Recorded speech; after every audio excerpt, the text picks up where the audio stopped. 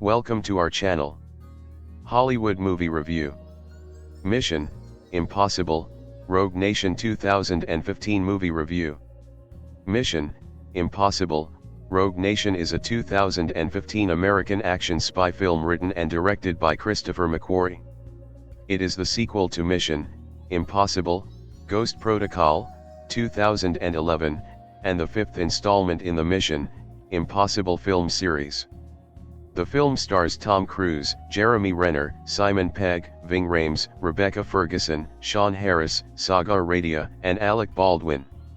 In the film, Impossible missions force agent Ethan Hunt, Cruise, and his IMF team, who, subsequent to their disbandment and Hunt's pursuit by the Central Intelligence Agency, must fight the Syndicate, an international group of rogue government agents. McQuarrie, who completed uncredited rewrites for Mission: Impossible, Ghost Protocol, was announced as the director of Mission: Impossible, Rogue Nation in August 2013. The returns of Cruise, Renner, Pegg, and Rhames were confirmed by July 2014. While the screenplay was also developed by Pierce and Will Staples, it was ultimately solely credited to McQuarrie, with Pierce receiving story credit. Ferguson, Harris, and Baldwin rounded out the cast that October. Principal photography was from August 2014 to March 2015, in key locations including London, Vienna, Casablanca, and at Leavesden Studios in Hertfordshire, UK. The film's official title was revealed in March 2015. Mission: Impossible, Rogue Nation premiered at the Vienna State Opera, one of its filming locations, on July 23, 2015, and was theatrically released in the United States by Paramount Pictures a week later. The film received critical acclaim for McQuarrie's direction, screenplay, action sequences, and the performances of Cruise, Pegg, and Ferguson. It grossed $710.9 million worldwide, becoming the eighth highest grossing film of 2015 and the then second highest grossing film in the franchise. A sequel, Mission: Impossible, Fallout, was released in 2018.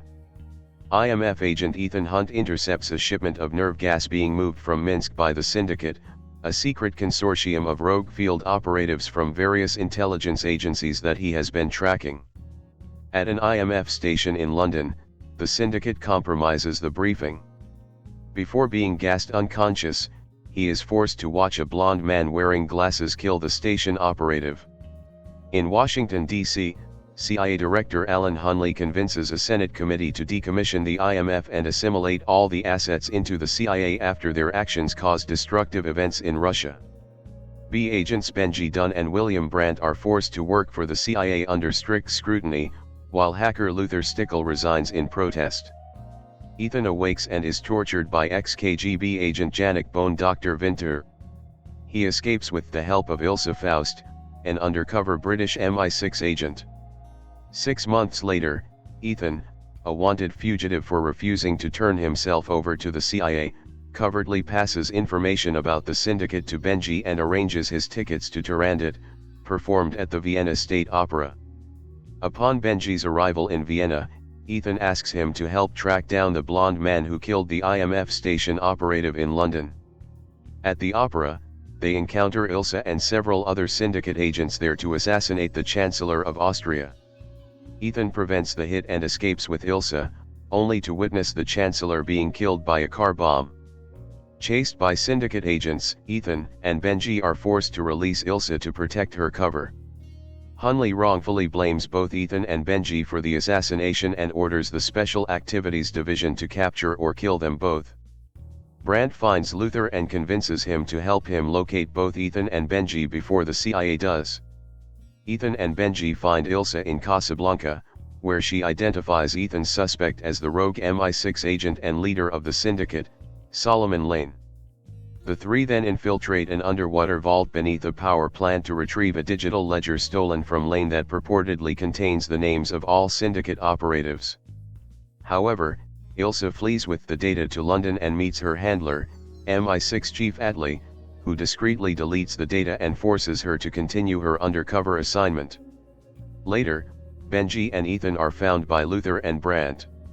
Luther discovers that the data, which was copied by Benji earlier before finding Ilsa, is an encrypted British government virtual red box that requires the biometrics of the Prime Minister of the United Kingdom to unlock it. They all travel to London, but Lane's men abduct Benji during the team's meeting with Ilsa at King's Cross railway station and use him to blackmail Ethan into decrypting and delivering the data to him. Despite Brandt's protests, Ethan accepts the mission. Brandt secretly reveals their location to Hunley. In Oxford, Hunley, Brandt, and Ethan, disguised as Attlee, meet the Prime Minister, who confirms that the syndicate was a secret black project proposed by Attlee to recruit former intelligence agents and perform illegal missions without oversight and zero accountability, which the Prime Minister unequivocally rejected. Ethan tranquilizes the Prime Minister. He and Brandt secure the Prime Minister's biometrics, allowing Luther to decrypt the file. When the real Attlee arrives, Ethan and Brandt force him to admit that he secretly started the syndicate without the Prime Minister's knowledge before Lane hijacked it, after which Attlee tried to frame Ilsa. When decrypting the file, the red box actually contains access to £2.4 billion in numerous accounts. Ethan destroys the data after deducing that Lane plans to fund the syndicate with the money. Arriving at the meeting place arranged by Lane, Ethan finds Benji strapped to a bomb and wearing a headset and contact lens camera to serve as Lane's proxy alongside Ilsa. Ethan tells Lane that he has memorized the data and offers himself in exchange for Benji's safety. Benji escapes after Lane remotely disarms the bomb while Winter's men chase Ethan and Ilsa through the Tower of London. Ilsa kills Winter while Lane, who pursues Ethan, is lured into a bulletproof glass cell and gassed unconscious. Having witnessed an IMF success firsthand, Hunley returns to the Senate committee and claims that their previous meeting served as the first part of an elaborate plan to help Ethan and his team expose and bring down the syndicate, persuading the committee to restore the IMF. After the meeting, Brandt welcomes Hunley as the new IMF secretary. Paramount Pictures announced in August 2013 that Christopher McQuarrie would direct the fifth Mission: Impossible film, from a script by Drew Pearce, with Tom Cruise reprising his role as Ethan Hunt. TC Productions and Bad Robot would produce, and Skydance Productions, who served as co-financiers and executive producers of Mission: Impossible, Ghost Protocol, will work closely with the team in the development and production process. On November 14, 2013, Paramount announced a release date of December 25, 2015. The same month, Simon Pegg confirmed he would reprise his role as Benji. In May 2014, Will Staples replaced Pearce as screenwriter. Also that month, Jeremy Renner confirmed he was returning in the role of William Brandt, and Cruise said the film would shoot in London, with a later report saying it would first shoot in Vienna in August. At some point, McQuarrie replaced Staples as screenwriter. The final credits list McQuarrie as screenwriter, with story by Pearce. Earlier script drafts of the film by Drew Pearce included an opening sequence set in the 1960s. The character of Dan Briggs from the first season of the original TV series was also considered to return, but his role was given to new character Ilsa Faust instead, as McQuarrie didn't want to include fan service for the sake of it. Bryan Burk also attempted to include Martin Landau in the film, but plans ultimately fell through. Jessica Chastain was reportedly offered the role of Ilsa Faust, but she declined. In July 2014, Rebecca Ferguson was cast and Alec Baldwin was in talks for the film. Baldwin was confirmed to have joined the cast in August 2014, and Ving Rhames was confirmed to be reprising his role of Luther Stickle. On September 5, it was announced that Sean Harris was in negotiations for the villain role. On October 2, Simon McBurney joined the cast of the film. On October 6, Chinese actress Zhang Jingchu joined the film's cast. She only appears for 30 seconds in the finished film. On March 22, 2015, Paramount revealed the film's official title, Mission: Impossible, Rogue Nation, along with a teaser poster and trailer. Cruise chose Ferguson for the role of Ilsa Faust after watching her in the miniseries The White Queen, 2013, and noticing a resemblance between her and Ingrid Bergman. Bergman's spy character in Notorious, 1946, was one of Ferguson's inspirations for her role in Rogue Nation after Cruise sent her a copy of Notorious along with other Alfred Hitchcock films on DVD. The name Ilse Faust is also a tribute to Bergman's character in Casablanca, 1942, Ilse Lund, which was also a spy. Principal photography began in August 2014. On August 21, the production released its first photos from the set in Vienna, Austria. In August, actors Cruise and Pegg, along with director Christopher McQuarrie, were in Vienna, at the Metro and on the rooftop of Vienna State Opera. After finishing 1.5 weeks of filming in Austria, on August 30, Cruise arrived in the Moroccan capital city of Rabat for filming more scenes. Here the Marrakesh highway was closed for 14 days, August 30 to September 12. Other filming locations in Morocco include Agadir, Rabat, and Casablanca. On September 8 and 9, filming took place in the Marrakesh Stadium, which was closed both days for filming purposes, and Kasbah of the Udayas, in Rabat. After more than a month of shooting in Austria and Morocco, filming moved to London on September 28. Citation needed filming of an action scene featuring Ethan Hunt climbing and hanging on the outside of a flying Airbus A400M Atlas took place at RAF Wittering near Stamford.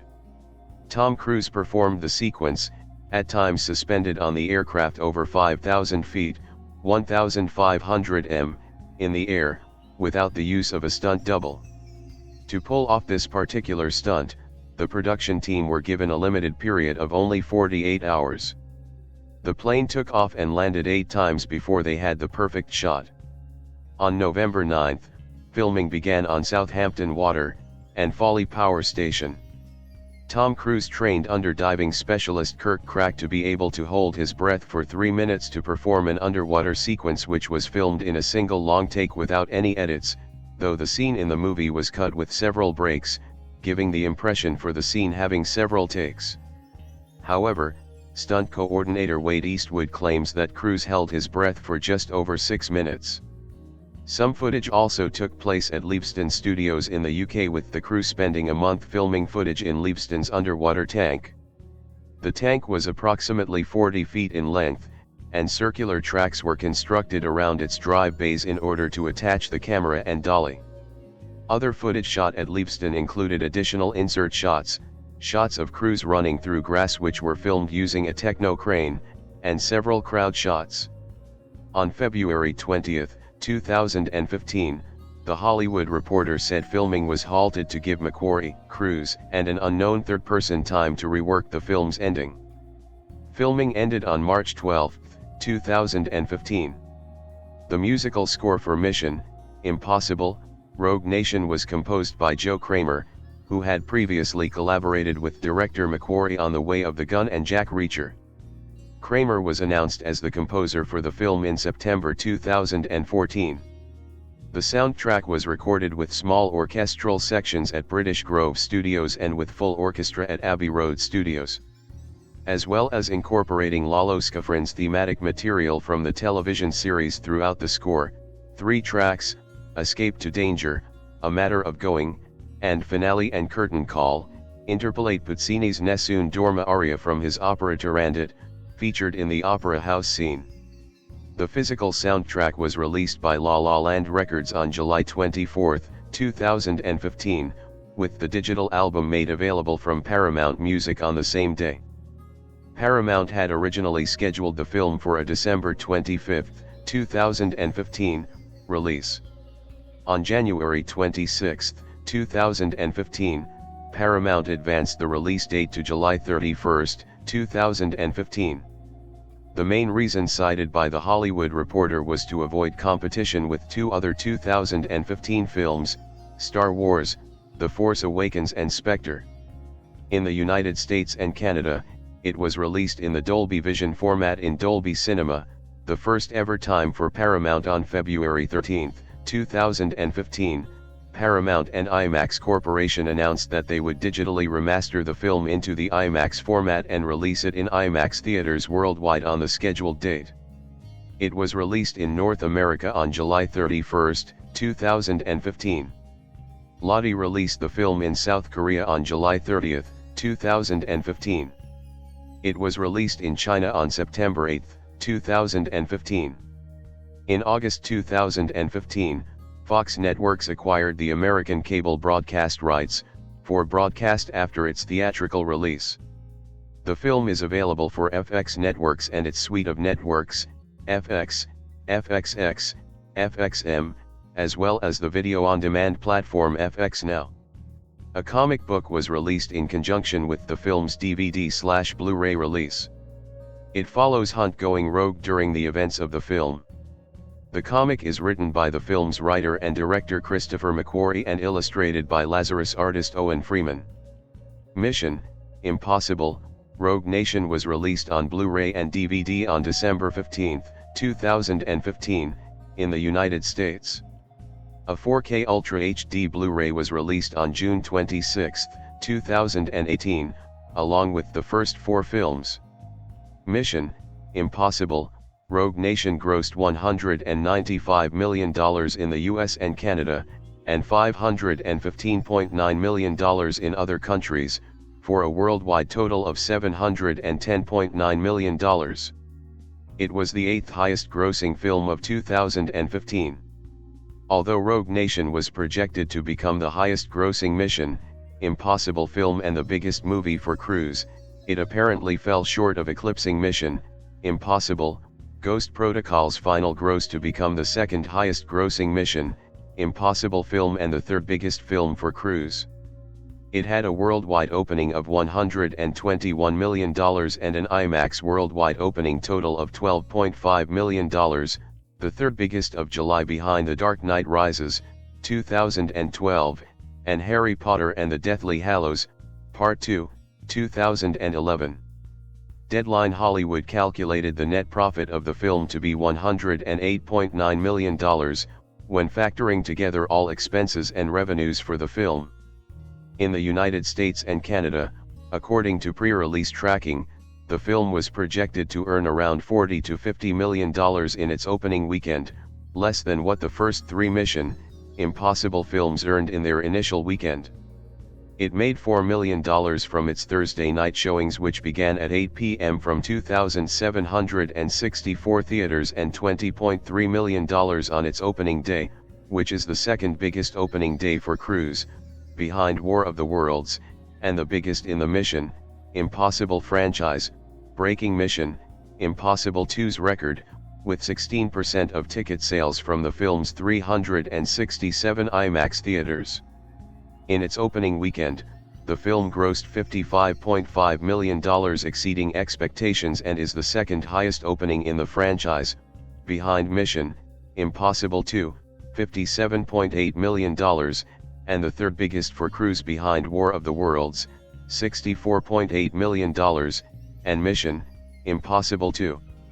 7374 IMAX contributed $8.4 million of the total opening gross from 369 IMAX screens, which is the 3rd best for a July opening after The Dark Knight Rises, $19 million, and Harry Potter and the Deathly Hallows, Part 2, $15.2 million.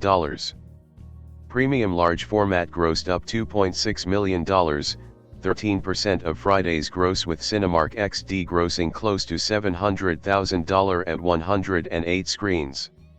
It remained at the top spot for the 2nd weekend, earning an estimated $28.5 million, down 48.7%, from 3,988 theaters, 32+ theaters, buoyed by word of mouth, rapturous reviews and strong plays at IMAX theaters.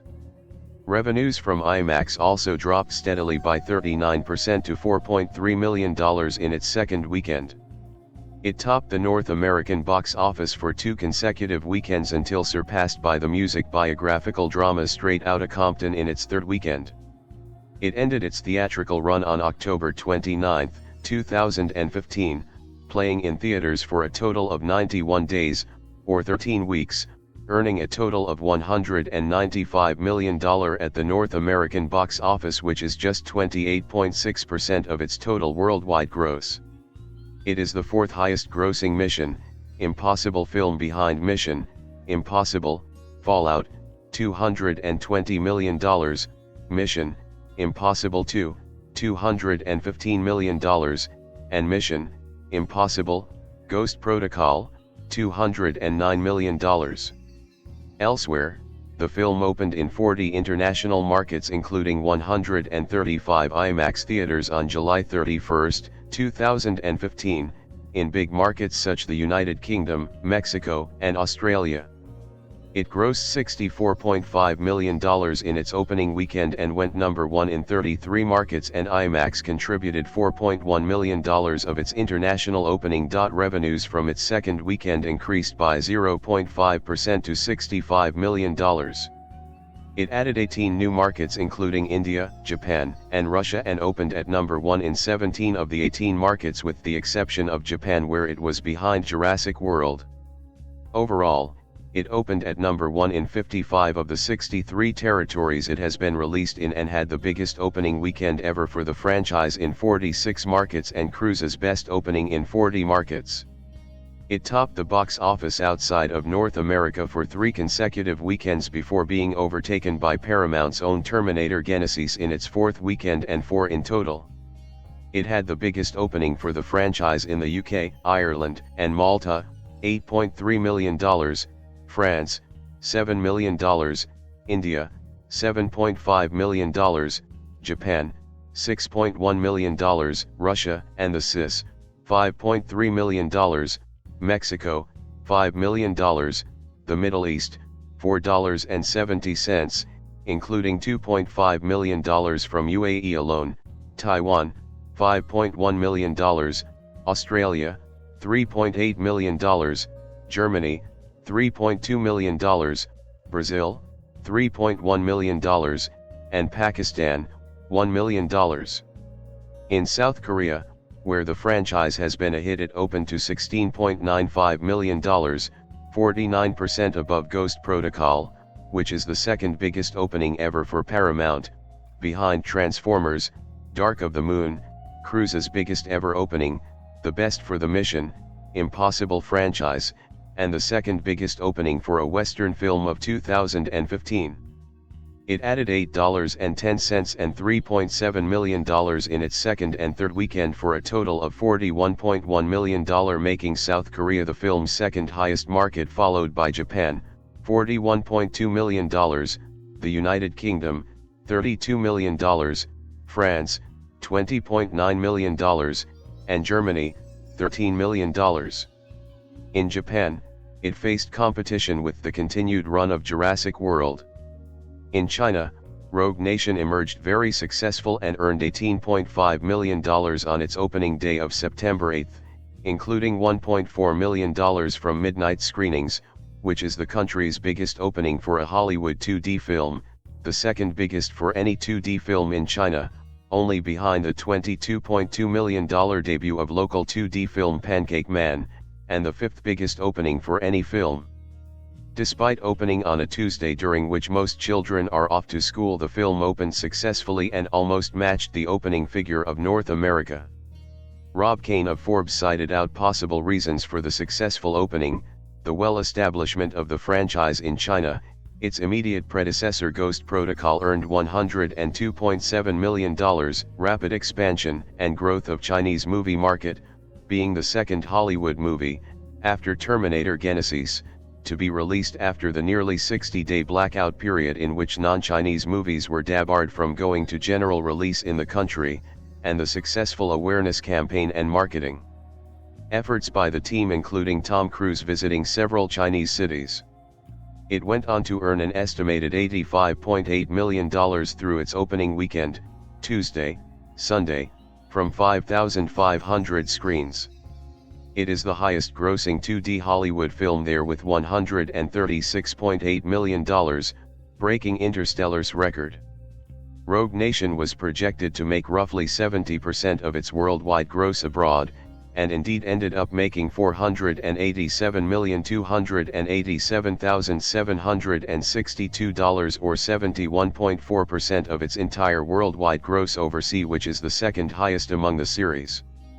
On the review aggregator Rotten Tomatoes, Mission: Impossible Rogue Nation has a rating of 94% based on 328 reviews and an average rating of.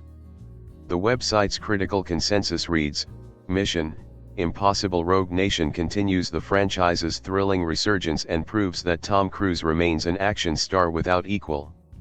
Metacritic gives the film a score of 75 out of 100 based on 46 critics, indicating generally favorable reviews. Audiences surveyed by CinemaScore gave the film a grade of A on an A+ to F scale. Ty Burr of the Boston Globe called the film preposterously enjoyable and said that it unfolds with fluid, twisty, old-school pleasure, highlighting the performances of Cruise, Pegg, Ferguson, and Baldwin and comparing the action scenes to those of the James Bond films as well as Alfred Hitchcock's The Man Who Knew Too Much, 1956. He ultimately gave the film 3 out of 4 stars. Richard Roper of the Chicago Sun-Times gave Rogue Nation 3.5 out of 4 stars, highly praising the film's cast and stating that the film keeps topping itself. However, he criticized the villain for not being too memorable or intimidating. Kenneth Turan of the Los Angeles Times said that McQuarrie's direction allowed Rogue Nation to stand out among the other films in terms of action and its inclusion of female characters, singling out Ferguson's Ilsa as uniquely empowered and action-oriented, also praising her scenes with Cruise.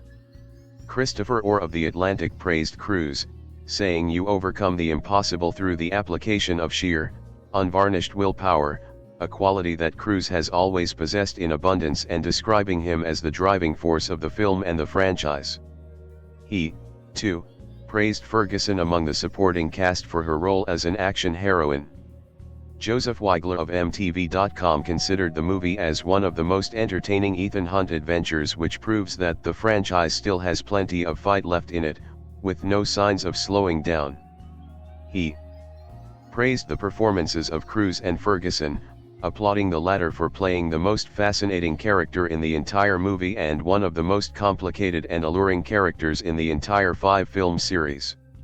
Manala Dargis of the New York Times stated, sleek and bloated, specific and generic, Rogue Nation is pretty much like most of the Impossible movies in that it's an immense machine that Mr. McQuarrie, after tinkering and oiling, has cranked up again and set humming with twists and turns, global trotting, and gadgets, a crack supporting cast and a hard-working star. A Dowd of the AV Club remarked, rather than go full auteur on his formulaic material, McQuarrie instead offers a kind of greatest hits package. Rogue Nation marries the shifting loyalties of Brian De Palma's original to the kinetic action beats of John Woo's series Nader and the all-set-piece structure of Brad Bird's series Zenith, adding an omnipotent villain not far removed from the one Philip Seymour Hoffman played in J.J. Abrams' entry. It's the least visually or conceptually distinctive of the 5 movies, leaning on what's worked before rather than forging its own path. Chris Nashawati of Entertainment Weekly gave the film a B+, calling it breathlessly thrilling and giving high praise to its action sequences, saying all you can do is pick your jaw off your lap and grin at the breathtakingly bananas spectacle you've just witnessed. Meanwhile, David Adelstein of VULTour.com called Ferguson the best reason to see the film. However, he felt it did not surpass its predecessor and singled out several elements of some of the action sequences for criticism. Joe Morgenstern of the Wall Street Journal also praised Ferguson but felt that she and Cruise had zero chemistry on screen. Nonetheless, he praised the film for working ingenious changes on old tropes. Daniel Krupa of IGN only gave the film a score of 7/10, praising the action sequences and the performances of the central cast but criticizing it for not adding enough to the series or expanding on the plot of Ghost Protocol. Chris Evangelista from /Film commented in July 2023 in the wake of Mission Impossible Dead Reckoning Part 1 the effects from the introduction of Rebecca Ferguson's character Ilsa Faust in Rogue Nation as a smart, sexy, highly capable spy playing all angles. He called her a great character and something of a revelation to the franchise, someone who could go toe-to-toe with Ethan Hunt. Concluding, Evangelista observed that Ilsa Faust became a fan favorite, thanks to how complex the character was written, how much she kicked ass, and Ferguson's compelling, sleek performance. Consider poor Ethan Hunt. For the last 19 years or so, Mr. Hunt has punched a time card for the Impossible Missions Force. Is your job stressful? Try infiltrating the Kremlin. Physically demanding? Well, at least you don't have to scale the tallest building in the world. Work long hours? Yeah, Ethan spent a few years of unpaid overtime languishing in a Russian prison. He's not just a loyal company man, he's like a bipedal lassie, slavishly devoted to his governmental masters no matter how often they throw themselves, or him, down the well of international intrigue. And what does Ethan get for all his trouble? Disavowed. Blackballed. Hunted down like a dog. This guy's gone dark more often than Breaking Bad, been on the lam more than a veteran mutton buster. He might as well have business cards printed up that read professional scapegoat. But in spite of all his troubles, has Ethan ever updated his resume on monster jobs? Had a friendly sit-down with his hiring manager at Starbucks? No. The government types he works for may demand much from him. They may abuse him. They may even shoot at him. But Ethan knows that they need him. As long as there's an IMF to work for, Ethan Hunt will be there to serve and to spy and to what's that? You say the IMF is shutting down? Some sort of cost-cutting measure, you say? Lack of congressional oversight? Capitol Hill is getting tired of national landmarks exploding every time Ethan gets near them. Well, hey. Organizations fold all the time, right? Even Plugged In could go away as early as next week. In this uncertain economy, it happens to a lot of ventures, and at least Ethan won't have to worry about that guy Adam from 2 Cubicles over stealing his peanuts anymore. Maybe Ethan can take a cushy desk job at the FBI or the CIA or... Oh. Seems the CIA thinks Ethan Hunt is a big OL liability. Again. They're hoping to arrest him and maybe kill him. Again.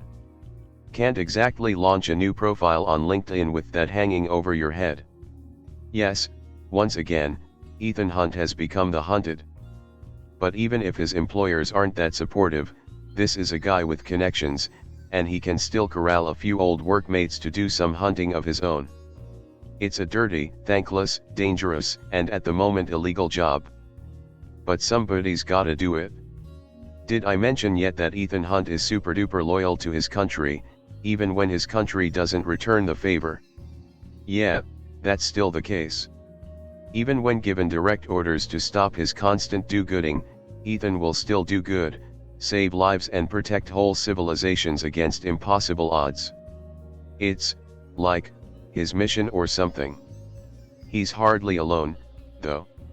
Mission Impossible has always been about teamwork, and a number of folks help Ethan on his quixotic journey and regularly save one another's lives. 2 familiar faces, Benji and Luther, work on the tech side of things. William Brandt again serves faithfully as a sort of Ethan Light. And then there's Ilsa, a mysterious agent whom Ethan meets. While her motives aren't exactly clear at the outset, there's no question she saves Ethan's life a time or two. Ilsa strips off her top, showing her bare back and the side of her breast to the camera. Audiences also see her wearing bikinis and slinky, leg-bearing gowns. Ethan sometimes goes without a shirt. A small picture of a woman in lingerie is visible in the background at one point. What's impossible in this 5th mission, Impossible movie? To get through it without watching scads of violence. Though the fight sequences and death scenes aren't presented in particularly graphic ways, there are plenty of both. Perhaps the most harrowing fight involves Ilsa and a male opponent. Both take out knives and get in a few successful slices, leading to painful grunts and squeals. Somebody's killed with a stab to the chest and a break of the neck. Frenetic flying fists, feet, and blunt instruments take center stage more than once. One man, for instance, conks his head on a massive pipe. Several people are shot, sometimes with drugged-up darts, sometimes with full-on lethal bullets. Combatants die in a car explosion. Bad guys strap explosives to one of Ethan's teammates, threatening to kill boatloads of folks. A woman is executed. During a wild car chase, several motorcyclists are involved in, presumably, deadly crashes, sometimes involving exploding bikes. People are rendered unconscious by gas. Ethan, captured by evildoers, is prepped to be tortured. A man ominously known as the Bone Doctor punches his chained-up prisoner several times in the gut and once in the face before picking up a small bone saw, apparently getting ready to live up to his name. Ethan's wild and crazy encounter with the exterior of an airplane leads to bumps and bruises. A car crashes, tumbling end over end, surely a life-threatening accident had it not been wedged into a Mission Impossible movie. A guy gets thwacked several times by machinery while underwater and is nearly drowned. Indeed, he needs to be revived via shock paddles.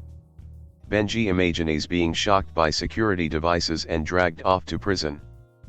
People fall from high places and are in a constant state of mortal danger. Threats are made. Corpses are seen. As one might expect from a spy movie, there's a whole lot of lying and subterfuge going on here, sometimes for noble reasons, sometimes not. We hear references to gambling. Ethan flouts authority, though arguably with good reason.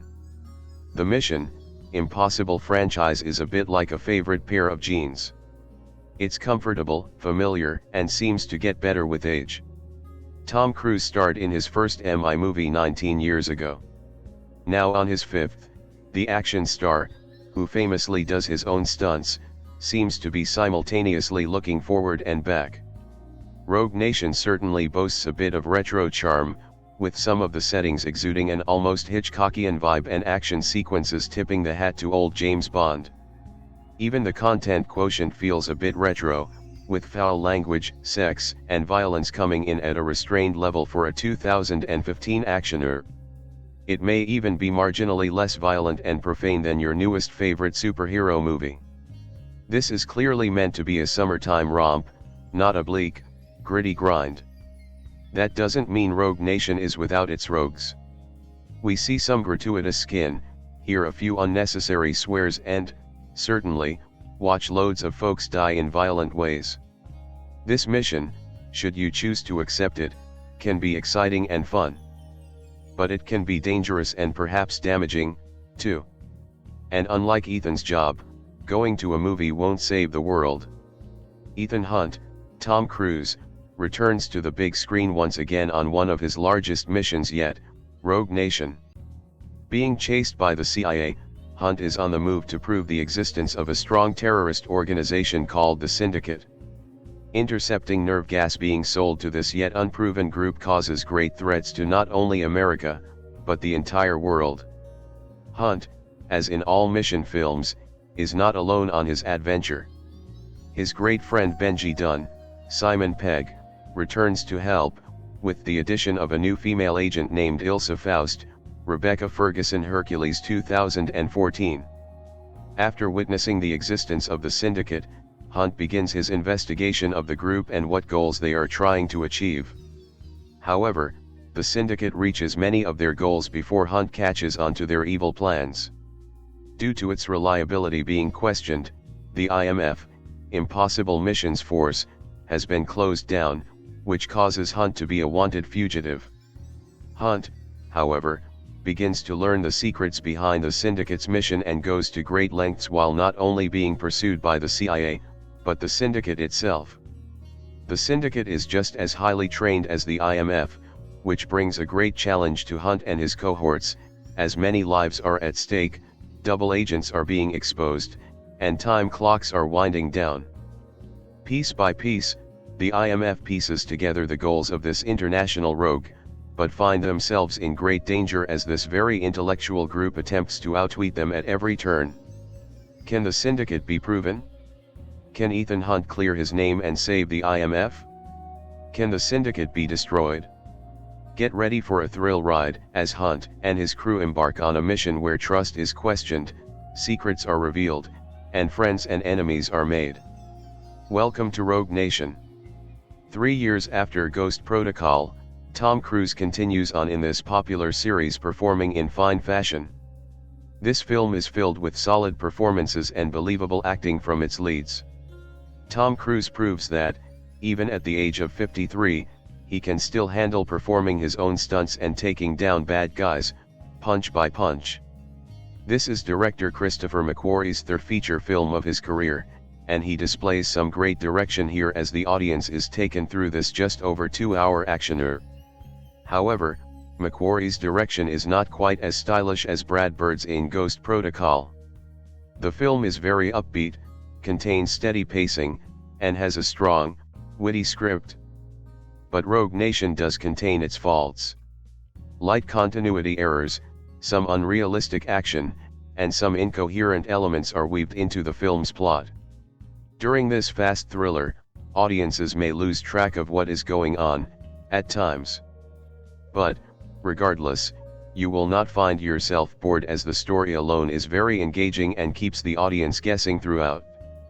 Although the action sequences are well executed, some moments are a bit unrealistic, as characters survive insane car crashes, dodge mounds of bullets, and make it through an intense motorcycle crash, without a helmet, mind you, with hardly a scratch.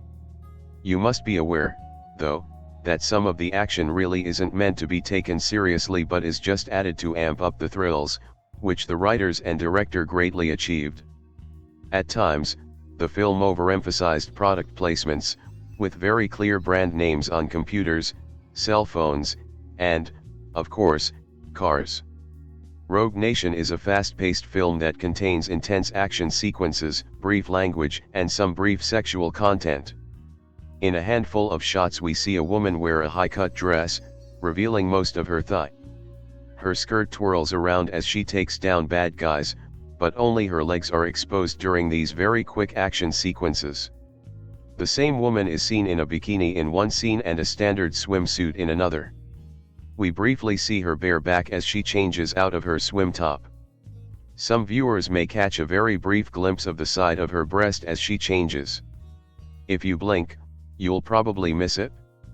1 Timothy 2:9, ESV, comes to mind, though, although nothing is seen, the same woman is quickly searched by a man making sure she's carrying no weapons.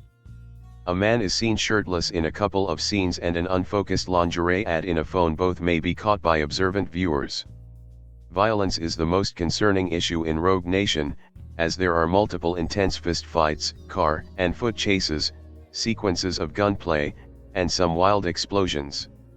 Multiple characters get punched and kicked, cars crash and spin out of control, airbags release after an intense crash, and one car explodes with victims inside. The violence is almost completely bloodless, though. One character does get stabbed in the chest after an intense knife fight, no blood.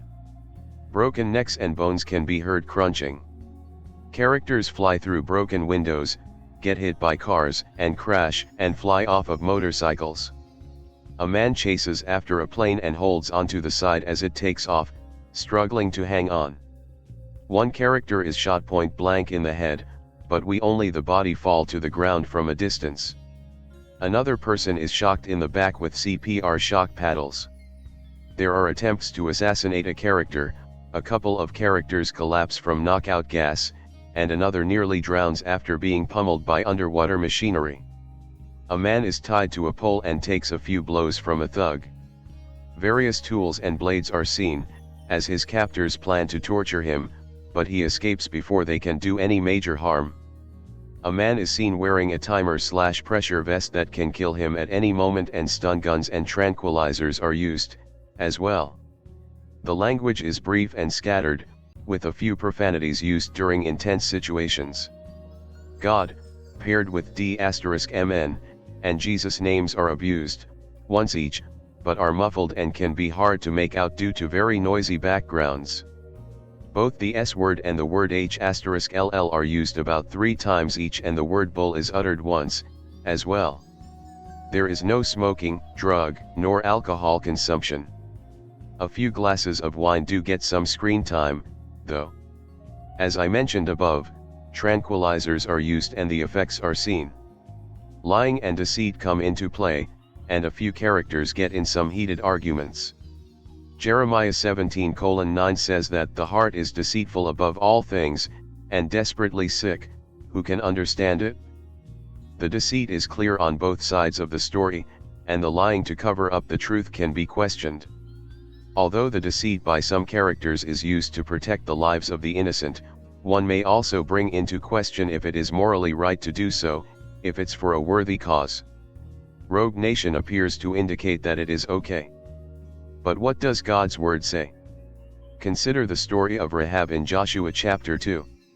She hid spies in her home and lied to the enemy when they came searching for them. There are mixed opinions about whether lying is always a sin, but I strongly recommend that you read through the story in the book of Joshua. One must also keep in mind the 9th commandment in Exodus 20:16, "You shall not bear false witness against your neighbor." This again is open to a number of scriptural interpretations, but this commandment can be compared to the word lie. There are positive themes that can be taken from Rogue Nation, as the value of friendship is cherished, morals and dedication are respected, and characters fight for what they believe in with great courage. One character realizes the mistake he made in judging another, and, instead of a typical romantic kiss, two characters embrace and share a friendly hug instead. Regardless of being pursued by both the CIA and the syndicate, Ethan Hunt shows great loyalty to his country and will stop at nothing to bring the terrorist organization down. Characters are willing to sacrifice their own lives for others, and, although the CIA is chasing Hunt, they still have good intentions as they also pursue the syndicate. Hunt just has to gain their trust and prove that the CIA most definitely needs an impossible missions force. Proverbs 17:7 says that a friend loves at all times, and in 1824, there is a friend who sticks closer than a brother. Hunt and Dunn's relationship applies to these verses, as they look out for each other constantly and are always willing to take that extra step to keep those whom they love safe. The content contained within Rogue Nation is fairly mild, in comparison to most PG-13 action films of this day, due to lighter language, near bloodless violence, and no strong sexual content. However, this film does have its flaws, as scattered profanities are uttered, brief partial nudity is on display, and some intense sequences of violence may make some audiences cringe. Although Rogue Nation contains these faults, I think the pros still outweigh the cons, as friendships are honored and justice prevails. I recommend this film with caution for ages 15 and up, due to the nature of its violence and brief sexual content. But if you look past the moments of intensity in this film, one can see the true solid core behind Ethan Hunt and the IMF, to protect innocent lives and bring justice to evildoers in this very corrupt, sinful world. This fifth mission, if you choose to accept it, is one of the biggest thrill rides of the year. We are finally here, my friends. The final part in my series of reviews leading up to Mission Impossible, Fallout in August. As for anyone wondering about Ghost Protocol, I already reviewed that one back in the day when my blog was fucking awful, so you're not getting a review of it now. And after this review, there will be no more Mission Impossible content on this blog, until Fallout gets released at least. Anyway, let's get into the final part of this review series. Ladies and gentlemen, Mission Impossible, Rogue Nation. After the IMF gets disbanded, Ethan, Tom Cruise, and the gang have to go rogue to try to take down a shadowy organization known as the Syndicate. That's the basic plot, not saying much more about that due to potential spoilers. But what I can say is that while the plot is relatively straightforward, it still succeeds in feeling like a good spy thriller plot. Instead of going for convoluted twists and turns, it focuses more on being a fast-paced, suspenseful, and engaging thriller that kept me on the edge of my seat for most of it. The characters in this are colorful, unique, interesting, and overall entertaining. As expected, Tom Cruise of course returns as Ethan Hunt. This is the same Ethan Hunt as in most of the previous ones, but a bit more developed. And seeing the shit he has to endure throughout this, not counting crazy stunts, is just as engrossing as it's been in the past. And Cruise is of course great in the role. Next we have Simon Pegg reprising his role as techie Benji Dunn. He once again acts as a comic relief, but he also gets a few more dramatic moments this time around, and it just makes the character even more interesting. And Pegg is great in the role. Ving Rhames returns as Luther Stickle, the other techie of the team. He's once again a charming, caring, sort of, voice of reason kind of man that is so much fun to watch. And Rhames is really good in the role. Jeremy Renner returns as Agent William Brandt, and he once again provides a bit of fun commentary on Ethan's antics while still being a very important part of the team. And Renner is really good in the role. Newcomer time. First up we have Rebecca Ferguson as Ilsa, a mysterious woman who Ethan and the audience can't be sure to fully trust, and she's given a good arc in this film. And Ferguson is great in the role. Next we have Sean Harris as Lane, a dangerous hitman who acts as the movie's main villain. Not gonna say much more because his role is better left experienced rather than explained. But he's a suitably creepy villain with good enough motivations. And Harris is really good in the role. We also get some supporting work from people like Alec Baldwin, Tom Hollander, Jens Hulten, Simon McBurney, and more, all doing very well in their respective roles. The score for the movie was composed by Joe Kramer, and I think he did a damn good job with it. Sure, he mostly builds upon sounds established in previous installments, but that doesn't take away from the quality of it. His score is badass, bombastic, exciting, and suspenseful, often elevating the movie's many scenes. Rogue Nation was written and directed by Christopher McQuarrie, and I think he did a great job with it. His direction has a good flow, making even the actionless scenes interesting. And then we come to the action scenes, which are beautifully shot. There's not a shaky cam in sight, everything is fully visible and shot to be as exciting as possible. Also, minimal CGI. Real vehicle chases, real fights, real Tom Cruise strapped to a big-ass plane like a crazy person. McQuarrie shows here that he has an eye for making compelling and awesome action scenes. This movie has been very well received. On Rotten Tomatoes it has a 93% positive rating and a fresh certification. On Metacritic it has a score of 75/100. And on IMDb.com it has a score of I'm quite the sap for action films. I like the fast-paced, heart-stopping sequences. In general, my life as a religious sister is pretty low-key, one would certainly hope so, right? So like many theater goers, I enjoy living vicariously through film for a couple of hours every once in a while. And as a Mission Impossible fan since Jon Voight fell into the river with bloody hands back in 1996, my sense of anticipation was high. Rogue Nation does not disappoint. The excitement began even before the moment the famous soundtrack started playing, and it didn't stop ever. The Impossible Mission Force has been disbanded for their unconventional methods and the leftover agents are incorporated into the CIA. Meanwhile, Ethan Hunt, Tom Cruise, is convinced that a Rouge organization he calls the Syndicate is alive and operative around the world. But nobody believes him. All the things we love about Mission Impossible are here in Rouge Nation. You have your multitude of action sequences, motorcycle chases, and seemingly impossible infiltration of some secure facility against all odds. Tom Cruise does most of his own stunts, even hanging off the outside of an airplane as it takes off. Risking treason by joining Ethan in his hunt, pun definitely intended, for the Syndicate. Benji, Simon Pegg, Ethan's tech wizard and comic relief extraordinaire, steals the show and keeps us laughing even as our knuckles turn whiter and whiter and whiter. While Pegg gets to share the most screen time with Cruise this time around, Jeremy Renner continues to be awesome as William Brandt, the smooth member of Ethan's team who liaises with the government. I never knew that listening to Renner say, "I can neither confirm nor deny any details without the permission of the secretary," could be so funny. The value most in play in Mission Impossible, Rogue Nation is loyalty. The scene when Ethan goes to save Benji reminds me of Jesus saying, "No one has greater love than this, to lay down one's life for one's friends," John 15:13. The other value evident here is more in the experience of the film rather than the film itself, play.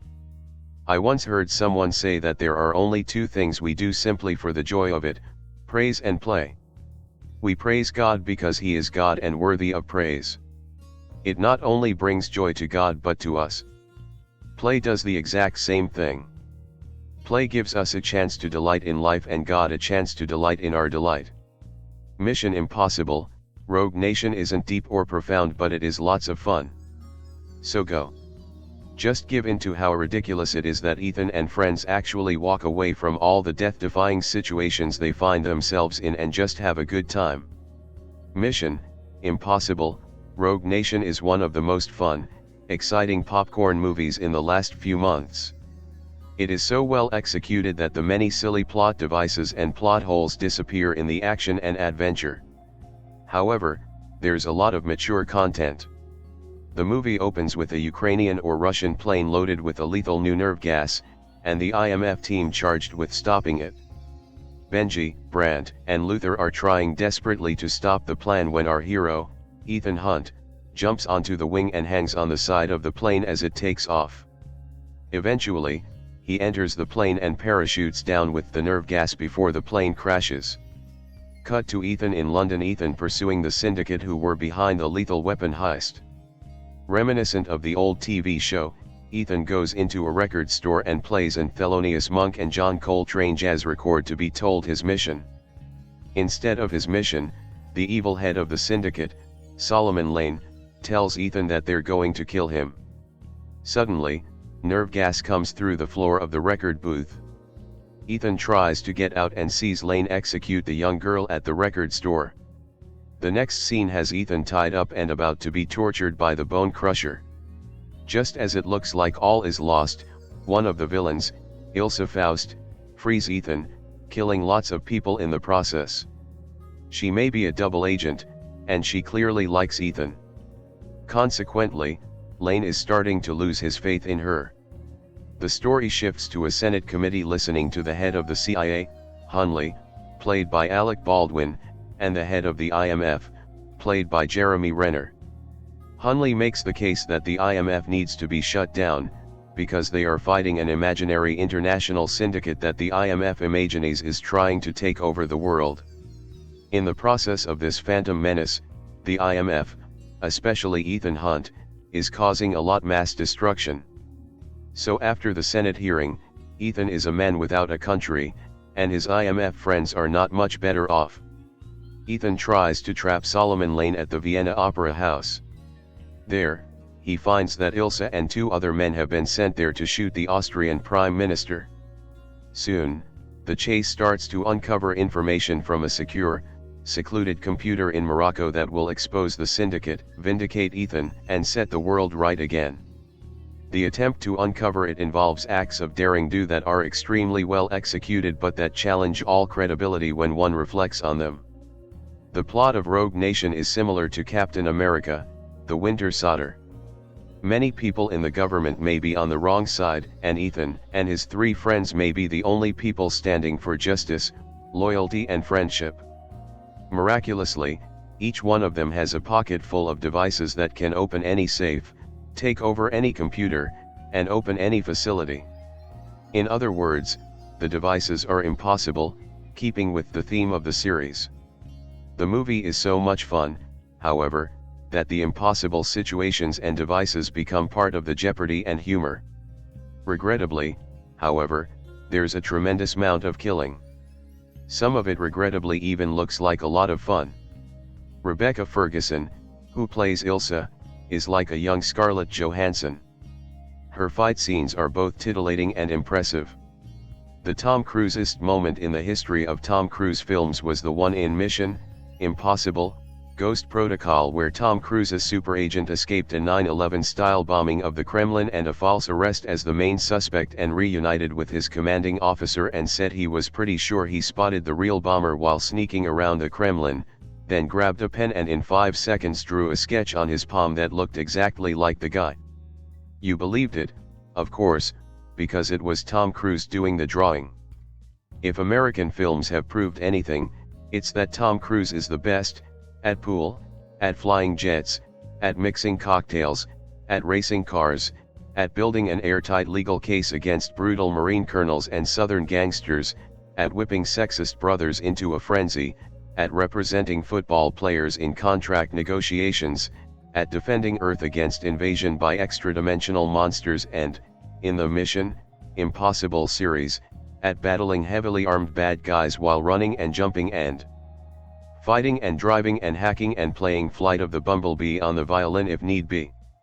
I'm going to call him Tom Cruise during the rest of this review of Mission Impossible Rogue Nation, because even though his character has a name, Ethan Hunt, it is really Tom Cruise who makes his entrance, clambering over a hill and exhorting his lovable tech guy Benji, Simon Pegg, to use his hacking skill to open the door of a cargo transport plane that's about to take off with a belly full of nukes stolen by Chechen separatists or something. I don't know who they are, it doesn't matter. Tom Cruise is running, arms and legs pumping, hair flying, and holy mother of moly, he's climbing onto the top of the plane and hanging to its underbelly as it takes off, with his bare hands.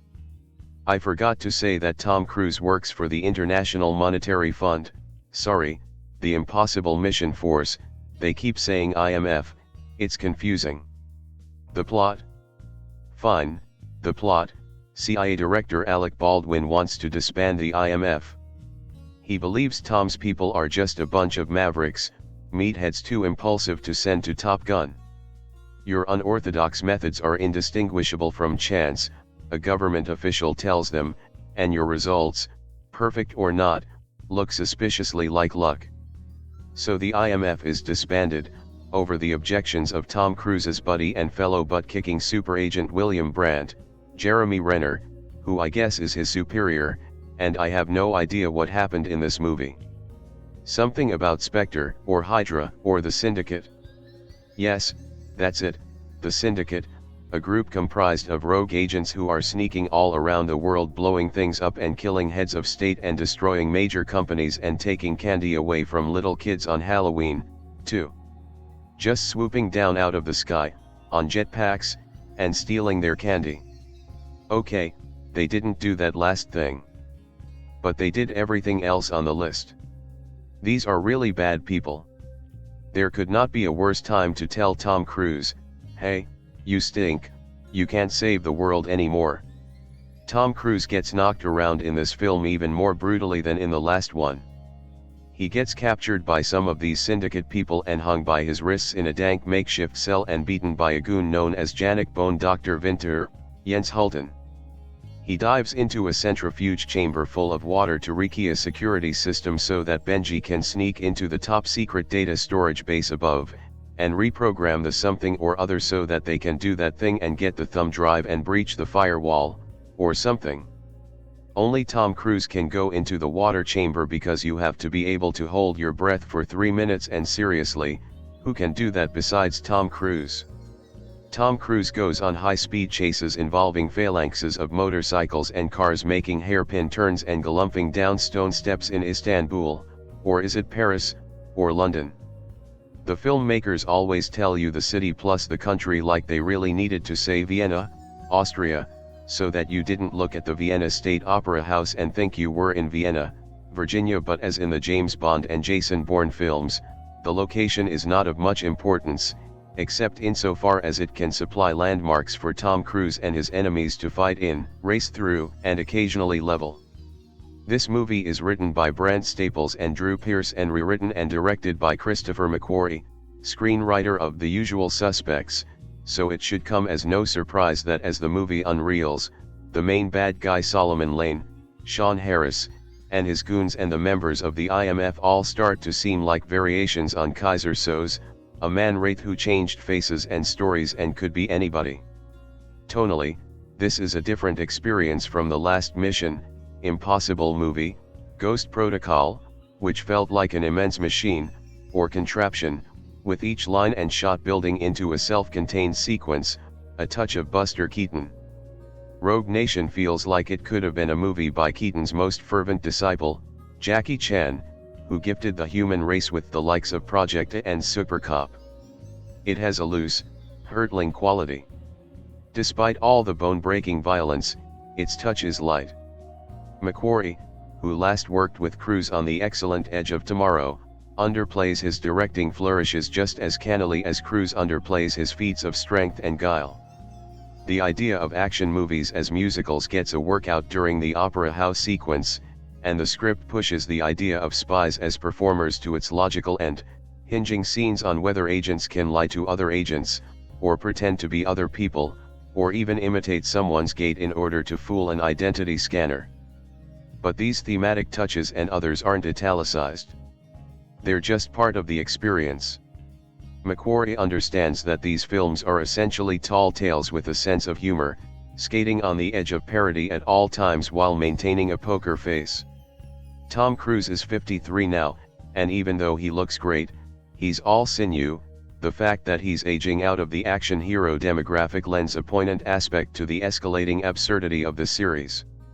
If you watched all of the Mission: Impossible films in a row, starting with 1996's original, would they feel like a James Bond version of Boyhood? Maybe. The unifying, metafictional subject of all five is whether there is anything Tom Cruise can't do, and if he can continue being awesome even as his face sags and his hair turns gray and young moviegoers stop caring about him. There is a precedent: Randolph Scott. Even in his 60s, he was starring in Western adventures where he kicked 172 different kinds of butt, often while wearing the same shirt throughout.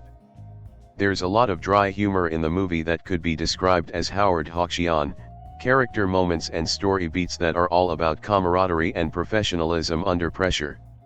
At one point Tom Cruise realizes that in order to save the world, he and his IMF team, which includes the pork pie hat hacker Luther Stickle, Ving Rhames, will have to kidnap a head of state, and they only have a few hours to figure out how to do it. Brandt grouses for maybe 10 seconds before remembering that it's Tom friggin' Cruise doing the asking, then accepts his fate. Aficionados of the Super Agent's instant mugshot sketches will be pleased to learn that they appear in this film as well. I have no idea if these drawings are really by Tom Cruise, but if it turned out that they were, would you be surprised? When CIA agents burst into one of his hideouts and find 2 new sketches plus a wall of photos and documents arranged like a mixed media collage, it's as if riot police had barged into an art gallery. I almost expected somebody to offer them white wine and brie. The most surprising aspect is that, beneath it all, the movie is a love story of sorts.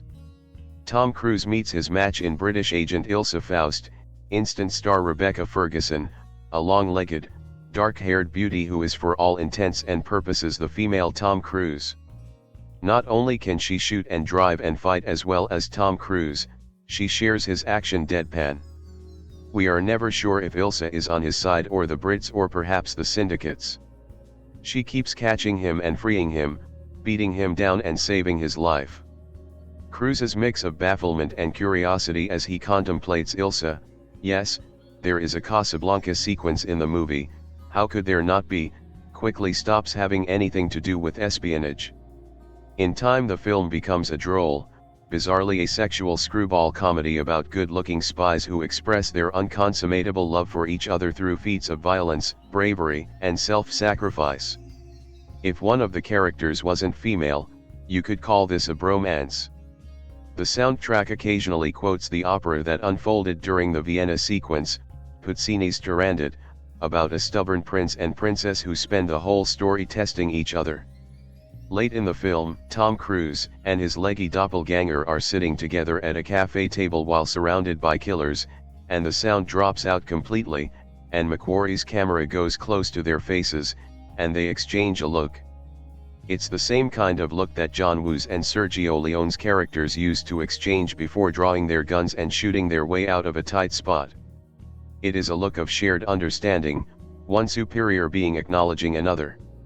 Alec Baldwin describes Cruise, hilariously and also accurately, as the living manifestation of destiny, but the phrase could apply to Ilsa as well, and to this glorious film, which knows exactly what it wants to be and makes damn sure that Tom Cruise never stops running. Opening across much of the globe by July 31st, Rogue Nation will have some action competition in upcoming weeks thanks to Fantastic Four and the Man from UNCLE, but it's hard to imagine this Paramount release facing significant resistance in the marketplace. Despite Cruise's slightly faded box office appeal, the Mission: Impossible movies have been consistent performers, especially considering that Ghost Protocol was the highest grosser of the series, pulling in almost $695 million worldwide. In an era of the $1 billion blockbusters, that might seem like a comparably measly sum, but strong reviews and good word of mouth will drive audiences to this crowd-pleasing sequel. While a cursory knowledge of previous installments, particularly Ghost Protocol, is helpful, newcomers can go into Rogue Nation without much trouble. Master Secret Agent Hunt, Cruise, is on the search for the Syndicate, a clandestine organization that he believes is behind the mysterious deaths of several major international figures. Since CIA Director Alan Hunley, Alec Baldwin, wants Hunt's IMF team dismantled because of their risk-taking approach to protecting national security, Hunt and his trusty cohort, technology expert turned field agent Benji, Simon Pegg, must go underground to track down a coldly brilliant terrorist, Solomon Lane, Sean Harris, whom Hunt suspects is the Syndicate's ringmaster. The challenge for Mission: Impossible, as with other long-running franchises, is to increase the stakes with each new installment while maintaining the faintest whiff of plausibility.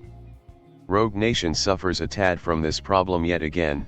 IMF's future is threatened as Hunt undertakes a mission that seems, well, impossible, but McQuarrie, taking over the reins from Ghost Protocol director Brad Bird, has done a fabulous job of upping the urgency without artificially inflating the suspense. Part of his secret may be his first calling as a screenwriter. Winning an Oscar for the twisty The Usual Suspects, McQuarrie has gone on to become a director, helming the 2012 Tom Cruise vehicle Jack Reacher. He was also one of the writers on Bryan Singer's Valkyrie, which again starred Cruise.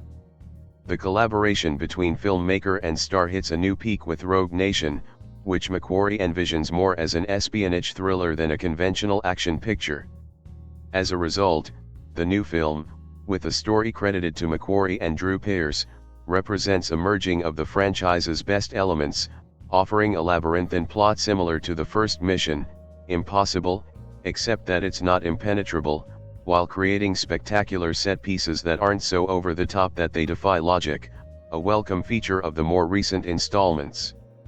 Hunt has never been a particularly complex character, and in Rogue Nation he remains a resilient, heroic, slightly opaque figure. But remarkably, this continues not to be an issue, Cruise imbuing him with intensity, athletic grace, and just a touch of humor so that he comes across as a witty, compelling protagonist. At 53, Cruise has held onto his boyish enthusiasm and daredevil spirit. When we first see him in Rogue Nation, he's running at full speed. Soon after, Hunt will be hanging off the edge of a plane as it takes off, a stunt Cruise performed himself. The movie spends a lot of time reminding us how adroit an agent Hunt is, but Rogue Nation rarely comes across as a mere vanity project for Cruise, the venerable star investing so deeply in the character's life or death vocation that one can only agree with the other characters' admiring assessment of the man's skill. Like James Bond movies, Mission: Impossible films can sometimes be measured by the strength of their villains and love interests. Rogue Nation has superb examples of each, which may come as something of a surprise for longtime fans of the series. Curiously, the new film makes no mention of Hunt's wife Julia, played by Michelle Monaghan, who appeared in the third and fourth movies. In her place, McQuarrie introduces a formidable new character in Ilsa Ferguson, a ravishing beauty who may be working for Lane, may still be part of MI6, though the agency has officially disowned her, or may be genuine in her desire to help Hunt shut down the Syndicate. With more than a few nods to Hitchcock's romantic spy thrillers, Rogue Nation isn't just about Hunt unraveling Ilsa's true motives but also reconciling his suspiciousness and his attraction. There are no love scenes between the two characters, but McQuarrie emphasizes their sense of being lonely kindred spirits, these elite agents who recognize that they'll never feel safe and that they can't entirely trust anyone. Admittedly, McQuarrie's failure to mention Julia may be a strategic ploy to make us forget the fact that he's married, but, On the other hand, her shadowy existence casts an intriguing cloud over Hunt and Ilsa's interactions, his tentativeness around Ilsa perhaps speaking to conflicted emotions within himself. Cruise and Ferguson have dynamic chemistry that's grown up sexy rather than cutesy jokey, and McQuarrie has given her dimensions to play, envisioning Ilsa as a resourceful, fearsome, soulful spy whose torn loyalties haven't impaired her moral compass. If Ilsa is arguably among the most daunting adversaries Hunt has faced in the franchise, Lane also belongs on the list. Harris plays him as a pale, slightly creepy genius, and the cold-hearted serenity in his eyes proves significantly chilling. Even better, McQuarrie has concocted for Lane a rather clever evil scheme that shouldn't be revealed here. Suffice it to say that it requires Hunt to match his nemesis move for move in entertaining fashion. Ghost Protocol still earns top honors for including the single best sequence in a Mission Impossible film, which was Hunt's death-defying walk outside Kabul's Burj Khalifa Tower. Again there, Cruise did the stunt himself.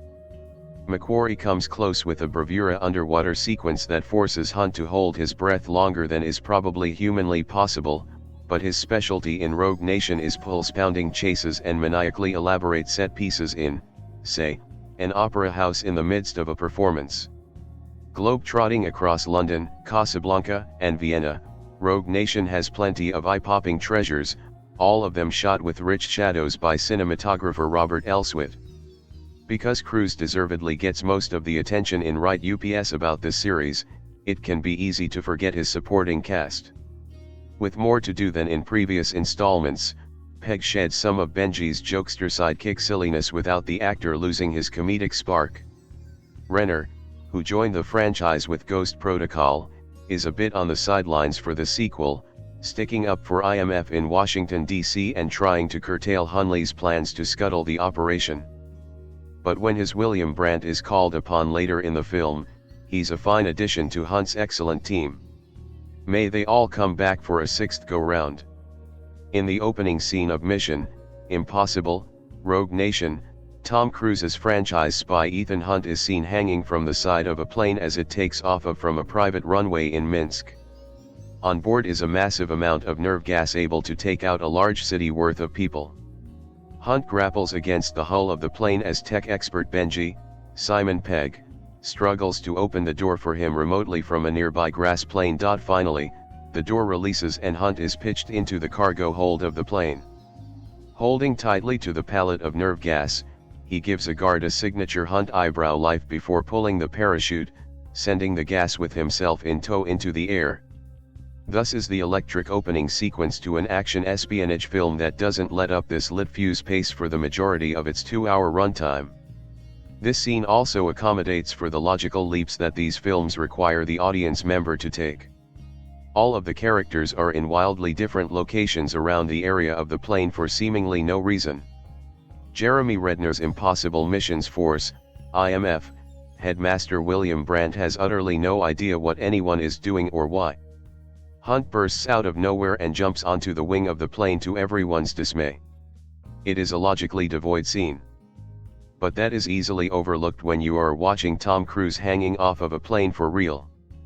The plot of Christopher McQuarrie's film blows up to preposterous lengths, but it's an irrelevant point. What you sign up for when you walk into Mission Impossible, Rogue Nation is not a taut action thriller guided by smart writing. What you get is a testament to the art of action choreography and stunt work. Action sequences are paced perfectly, overlapping action syncing up on and off screen wonderfully. Stunts are choreographed as good as one can imagine. Whether Cruise is hanging off of a plane or holding his breath underwater for a crazy length of time or crashing motorcycles, the stunts are mesmerizing. What it comes down to is that the stunts are what make a movie like Mission Impossible. As such, Rogue Nation succeeds in leaps and bounds.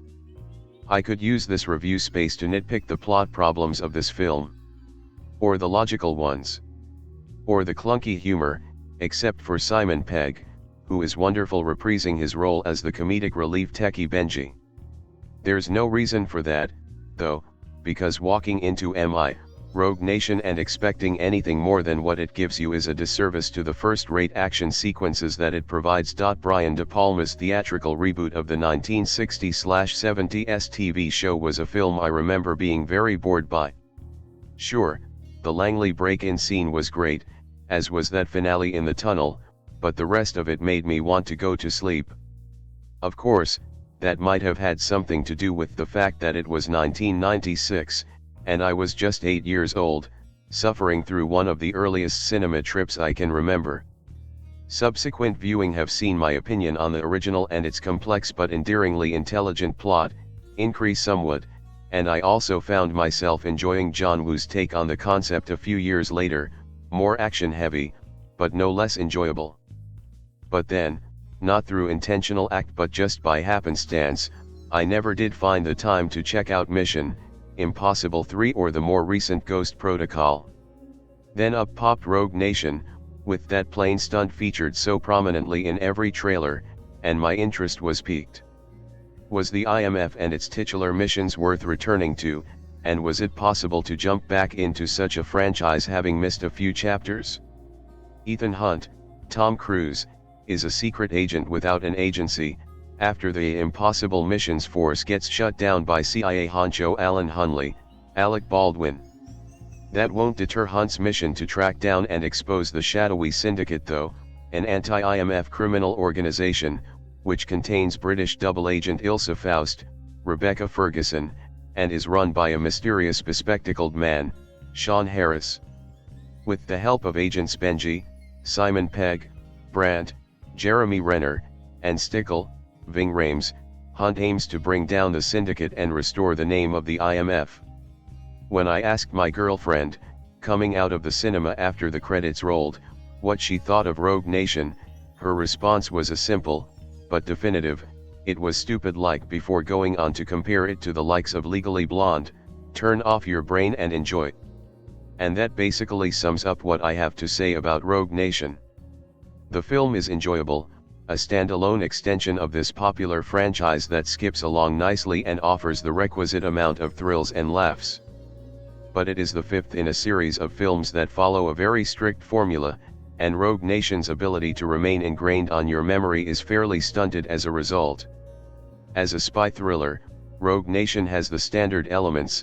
Ethan Hunt has to go rogue, uncover a conspiracy, take down a scary bad guy who's a bit mad, interact with a sexy female agent, do some stunts, mess with some gadgets, laugh with some sidekicks, and pull off the flip reversal that the finale must include, outsmarting the bad guy and saving the world, or the day, or whatever. While Rogue Nation contains its fair share of twists and turns, with a plot that actually has some depth, there is nothing in it that I would say ever surprised me or shocked me, or left my jaw hanging. And, for a film of this genre, the lack of ability to do that is sort of disappointing. I get the feeling that, having decided to stick so rigidly to that formula, the production team were more concerned with the set pieces, which the rest of the plot revolves around. Any cursory glance at the promotional material will let you know what some of them are: an underwater heist that calls back to the Langley break-in from the first one, a car chase through the streets and highways of Morocco, and, of course, that plane stunt, which actually forms the cold open of the film, as Rogue Nation briefly tries to be as James Bond-ish as it can.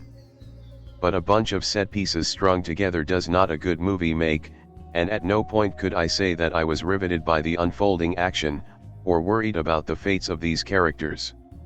So, they can get shot, knifed, hurt and otherwise abused, but without that kind of necessary emotional investment, Rogue Nation is lacking. I guess that's the perils of having a long-running franchise. No one is ever going to kill James Bond off, and Ethan Hunt has rapidly assumed his place in the same territory. And it really is the Ethan Hunt show. Cruise gives his usual accomplished performance, as comfortable in the role as he is in the many leather jackets that Hunt shows off in the course of the film, able to jump between over-the-top action to slapstick comedy at the drop of the hat. It's interesting to look back on Cruise's filmography and realize how bulletproof he has been. He's had films that were both critical and commercial flops lately: Night and Day, Rock of Ages, lions for lambs, but he keeps getting back up and cranking out more successful efforts without taking barely a break. Rogue Nation showcases why, as have many of Cruise's more recent films. Sure, he's a bit bland, but he's the right kind of everyman, relatable, handsome but not too handsome kind of bland, bolstering that with an acting talent that I do genuinely feel is underappreciated. Cruise does his utmost with some iffy script work, and makes Hunt into somebody that is at least interesting. Unfortunately, everyone else falls short of the leading man, who is playing a character that others go out of their way to praise throughout Rogue Nation, as some sort of espionage Ubermensch. How can Simon Pegg's well played but ultimately just sort of their teach wizard Benji compare? Or Rebecca Ferguson's sultry yet uninteresting quasi-love interest, who shares little to no chemistry with Cruise, and, as the only female character of note, makes Rogue Nation a very disappointing film when it comes to gender roles? With Baldwin, Renner, and Rames all having to settle for what are little more than extended cameos that could have been played by anyone, one must wonder why the IMF team needs two computer experts. Rogue Nation really isn't up to all that much in the character drama or acting stakes. A good villain might have helped alleviate this, but Sean Harris just doesn't have it in him, or maybe the material didn't give him the chance. He's a decent actor who has been deserving of a bigger role for a while now. I'm looking forward to his Macduff in Justin Kuzel's Macbeth later this year. But Solomon Lane is ultimately just another in what has already become a very long line of criminal geniuses trying to ape Heath Ledger's Joker, creepy, murderous, chillingly intelligent, and always one step ahead, until they aren't. Lane just isn't the kind of bad guy that enraptures an audience, and the attempt to manufacture an intense rivalry between him and the obsessive Hunt falls so flat that all it takes is some vague hand-waving for any sense that Hunt is letting things get too personal to be dismissed from the realm of the possible. Perhaps I'm being too harsh on Rogue Nation, which does deliver in all of the areas that, I suppose, are really important. The set pieces are stylishly directed and cool, the action is well choreographed, the jokes are funny when they come, and the spy elements, from babes to gadgets, get shown off. In fact, the direction in general, from Jack Reacher head Christopher McQuarrie, is generally of quite a good standard, and one has to appreciate, beyond all of the other kudos sent in its general direction, the audacity and ambition between director and lead for that airplane sequence, which really is as impressive as it is made out to be. But even having skipped the third and fourth editions of this franchise, I was struck by how stale Rogue Nation felt. While I could claim to be credibly entertained by a spy film with the right mix of plot twists, thrilling heroics, and over-the-top sequences, at no point in Rogue Nation's overly long running time, perhaps a worse flaw than anything else, considering, did I ever think that I was watching something that would stick in the mind the same way that, say, Skyfall if you wanted something close enough, or Tinker, Tailor, Soldier, Spy if you wanted something in the same general area but very different, succeeded in doing. Maybe it's the somewhat forgettable script, maybe it's just that the characters don't pop out at the audience in the way the casts of other thrillers do, maybe it's the failure to create any kind of real romantic or sexual tension. But something is off, and it stopped Rogue Nation from reaching heights that I know, even from only seeing half of it, this franchise is capable of reaching. A lot more could have been done with Alec Baldwin's CIA man, who gets swung over to the side of the IMF with remarkable ease. Having interagency conflict and some consequences for the Langley job was actually a nice touch, which should have been expanded. Jeremy Renner was left floundering for 2/3 of this film, dealing with what turned out to be a nothing subplot. The underwater server heist was a very well put together sequence, but watching the trio plan it out proved to be a bit more entertaining than the actual job. We all knew Ethan Hunt wasn't going to drown in the thing after all. I actually think that I enjoyed the sequence in the Austrian opera more. While it went on for way too long, it still had a nice mix of international intrigue and tension, along with the comedy input of Simon Pegg. I suppose that was the height of my enjoyment, which came around half an hour/45 minutes in. Poor Simon Pegg. Will he ever get to be anything other than the clown? Or maybe I am way off base, and he simply prefers it that way. God knows I was singularly unimpressed with his more dramatic, well, to a point, turn in The World's End. Rebecca Ferguson's spy just couldn't do anything with the is she undercover / is she a bad guy idea that got dropped at the end of the second act, and even less with any kind of quasi-romantic attraction between her and Hunt, which was largely stillborn as a concept. I'm only surprised that she actually survived the film. Come to think of it, isn't Hunt supposed to have a wife? I could have sworn I saw that in trailers for the other films. Is she dead? Are they divorced? You'd think they'd bring her up in some fashion. Amazing seeing Tom Hollander show up as the British Prime Minister. And in the Loop spin-off? I like to imagine so. He was decent enough in the one scene he really got. I did enjoy the proxy conversation between Hunt and Lane, through a terrified bomb-carrying Benji. It was a nice platform for the about-face section of the plot which, while as cliché as it gets for a film like this, did wrap everything up nicely. And I'm not kidding about the cliché. At some point, Hunt ripping off a mask and revealing himself to be impersonating a plot-critical character will be seen more as tired plot device than a nice nod to previous films. At least the final confrontation between Hunt and Lane was good, tying back effectively to their first encounter, and leaving the IMF victorious over the syndicate. But the appropriateness of the conclusion couldn't really cover up how underwhelming that would-be Spectre was, and how ineffective its head honcho was in terms of being a credible villain. I wanted to like Rogue Nation more than I did. I suppose it is the kind of film that you can switch off your brain for, a 2-hour thrill ride where the act-ending set pieces are to be admired along with some of the wittier repartee between the principals. But looking beyond that kind of experience, Rogue Nation comes up unfortunately short. The supporting cast just don't gel as well as they could, the plot is pedestrian stuff that everyone will have seen before, the film suffers greatly from an antagonist who is part of a legacy of villains that are now very by the book, and the whole thing generally just unfolds with a tedium that should be absent. Liable to awaken interest only in a few select moments here and there, Rogue Nation is a film that can distract and entertain for a couple of hours, but it won't be topping any lists of the best spy films, and, I find myself surprised to say, isn't even the best spy film I have seen this year. That was a comedy that hit all the right notes, Rogue Nation hits them only intermittently. While it is far from a worthless experience, it isn't one that I can give a wholehearted recommendation to. Mission: Resurgent. The fifth installment in the Mission: Impossible franchise is surprisingly good. Ordinarily, this far into a franchise, the stories and plots can begin to suffer, but Paramount Pictures continues the TV series turned cinema powerhouse with great promise for a continued successful run. I don't think the Mission: Impossible library will ever have quite the allure that James Bond has, but it fares better than the Bourne franchise. All three definitely perform well, but Mission: Impossible is unique in that Tom Cruise truly sells the movie.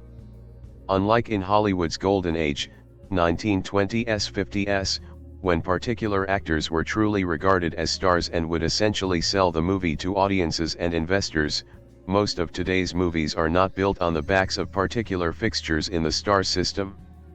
There are a few exceptions out there, but Tom Cruise is definitely an actor that is as close to an old-fashioned movie star as we can see and have in contemporary cinema. If you're looking for a great popcorn movie that you can just chillax at, then check out the latest movie in this unkillable franchise. With the IMF now disbanded and Ethan Hunt, Tom Cruise, out in the cold, a new threat called the Syndicate soon emerges.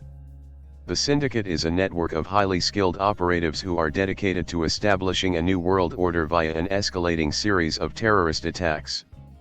Faced with what may be the most impossible mission yet, Ethan gathers his team and joins forces with Ilsa Faust, Rebecca Ferguson, a disavowed British agent who may or may not be a member of this deadly rogue nation.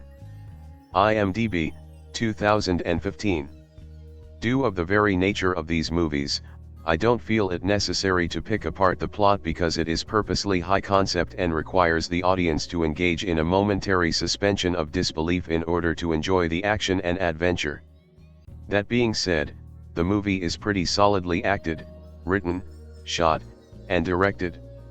I was a little disappointed in that the most impressive sequence of events, involving the plane taking off with Ethan hanging on for dear life, is right at the beginning of the film and everything else pales in comparison.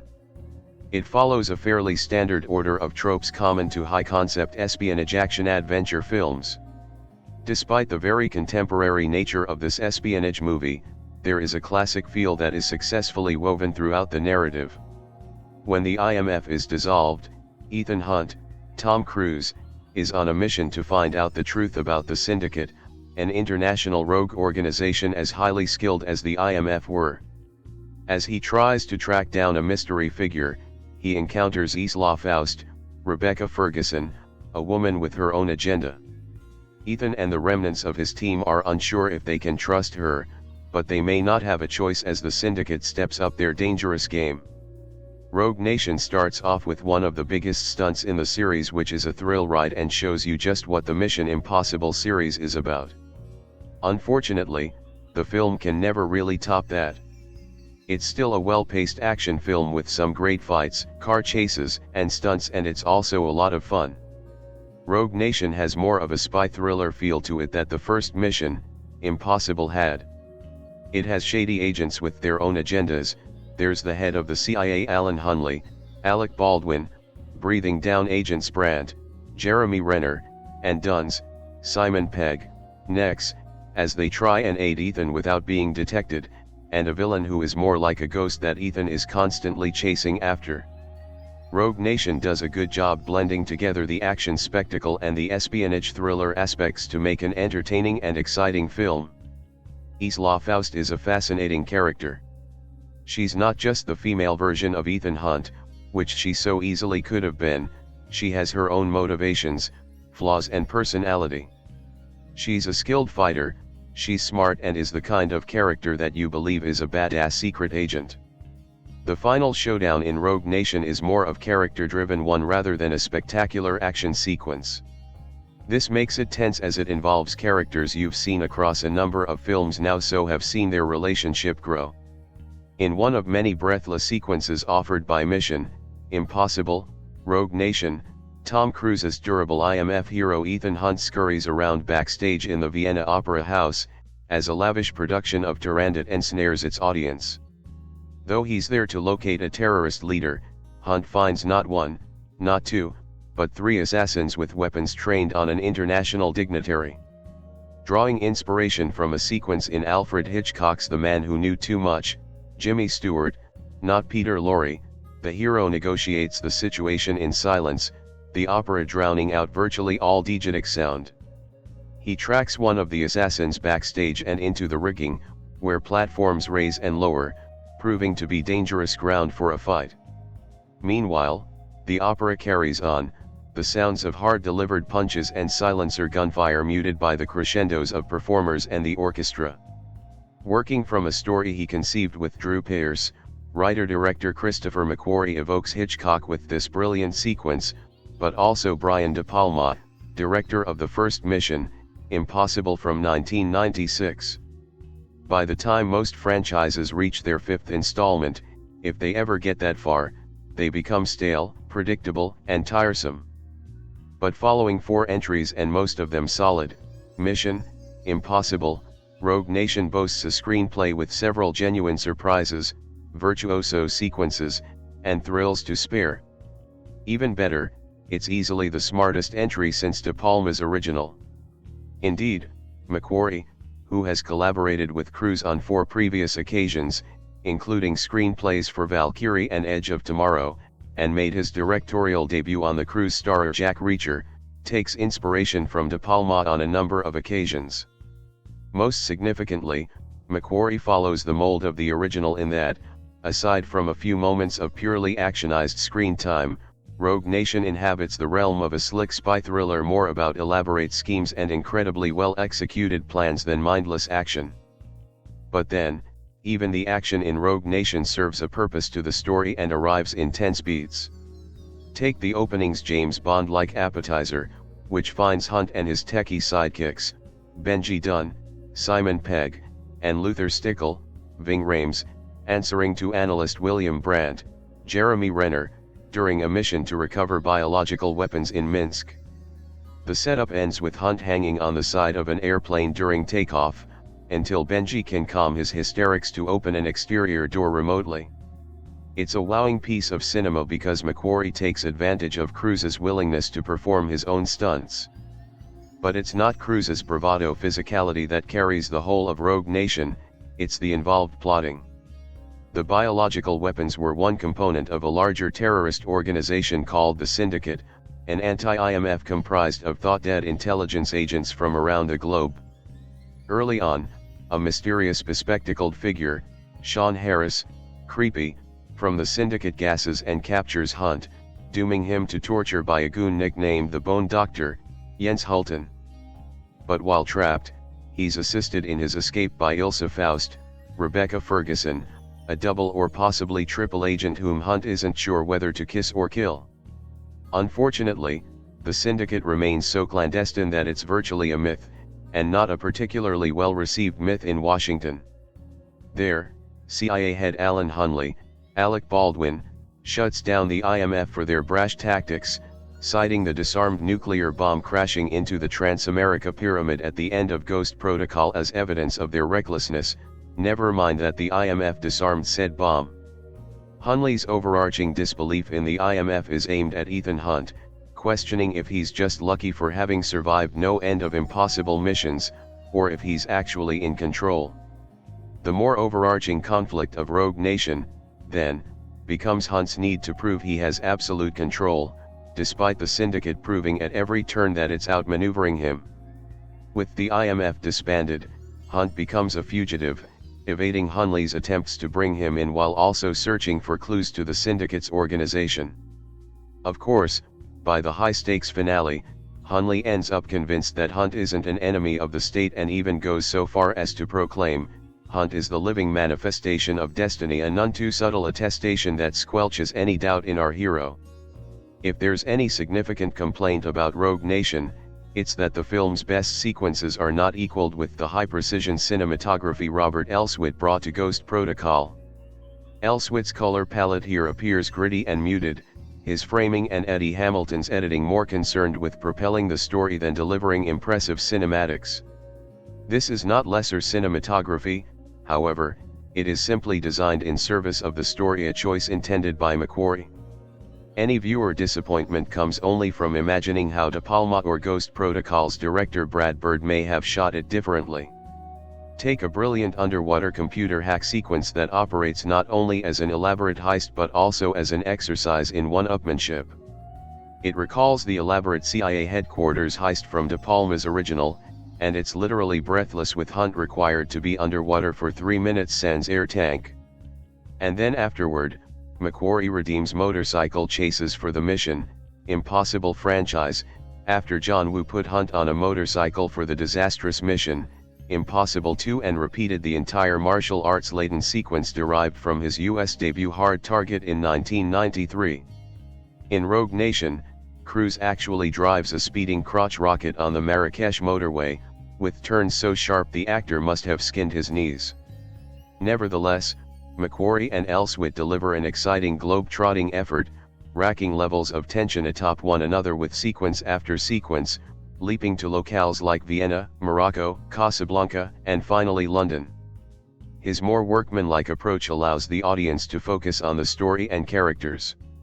Because of this, we watch as Cruise reprises his longtime role and adds much humor into his very subtle, very funny looks of exhaustion. At 53, Cruise has come a long way to overcome personal and professional setbacks off-screen, and no matter how the audience may feel about him as a human being, he's still an incredibly charismatic hero on film.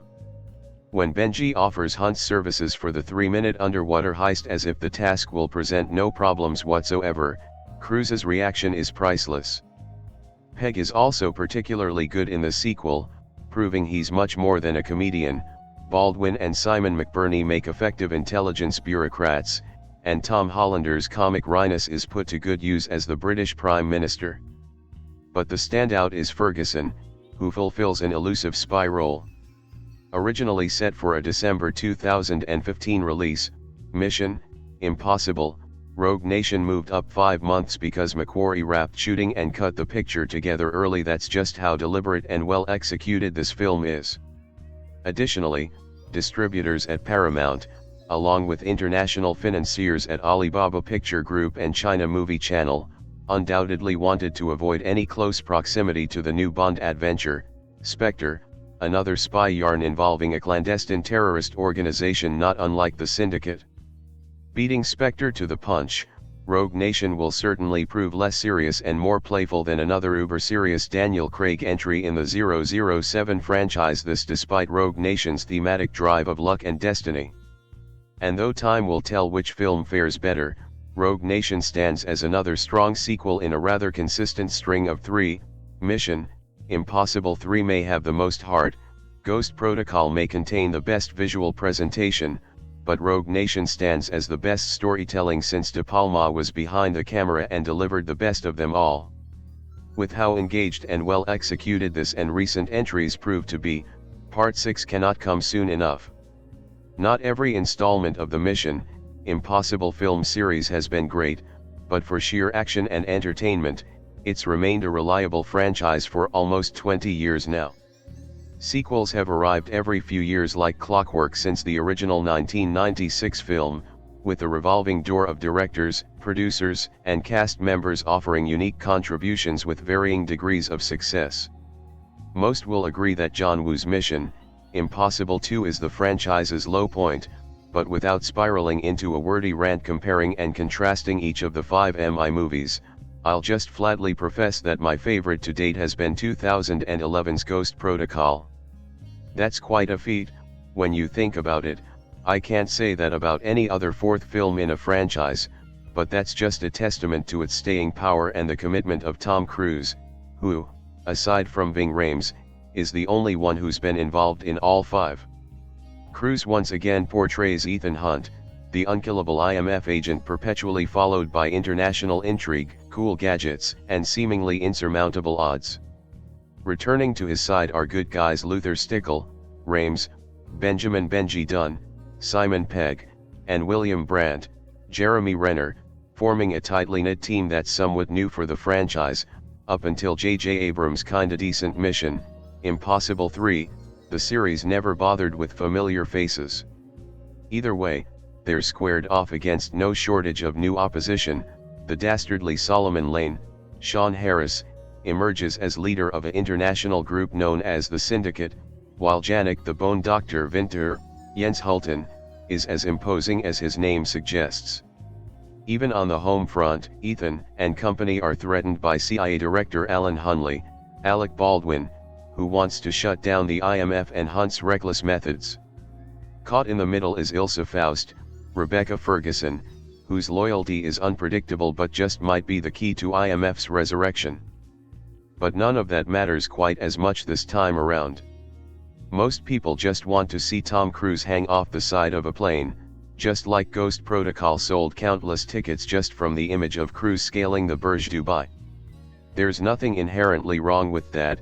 Of course, many successful action franchises can't help but one-up the previous installment, and the absolute commitment of Cruise, who performed the stunt 8 times during production, means that future missions may only get bigger, higher, and faster. But where do you go when such a crowd-pleasing stunt arrives and ends before the opening credits?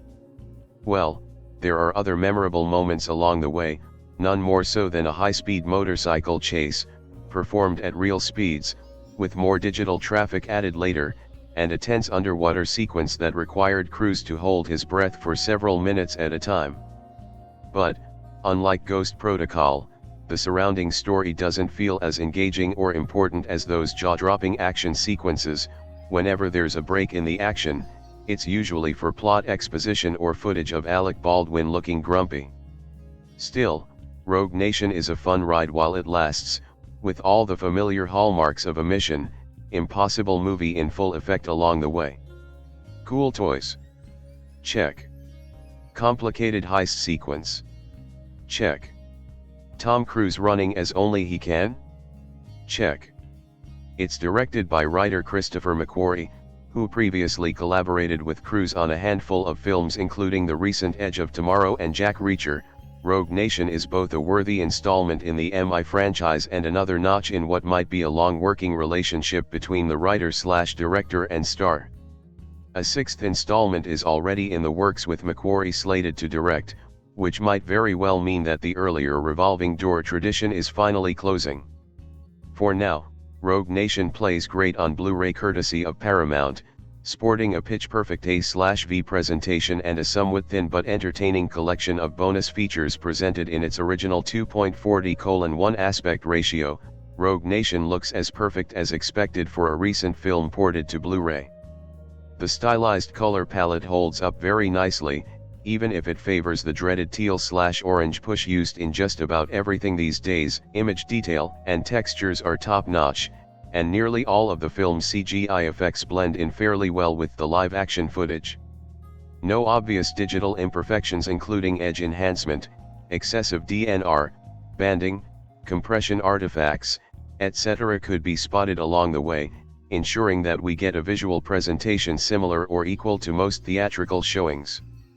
Paramount's strong track record doesn't hurt, either. The true HD 7.1 audio track, which actually defaults to a Dolby Atmos mix if you're equipped for the new format, unlike me, adds more than enough weight to give Rogue Nation a formidable presence from start to finish.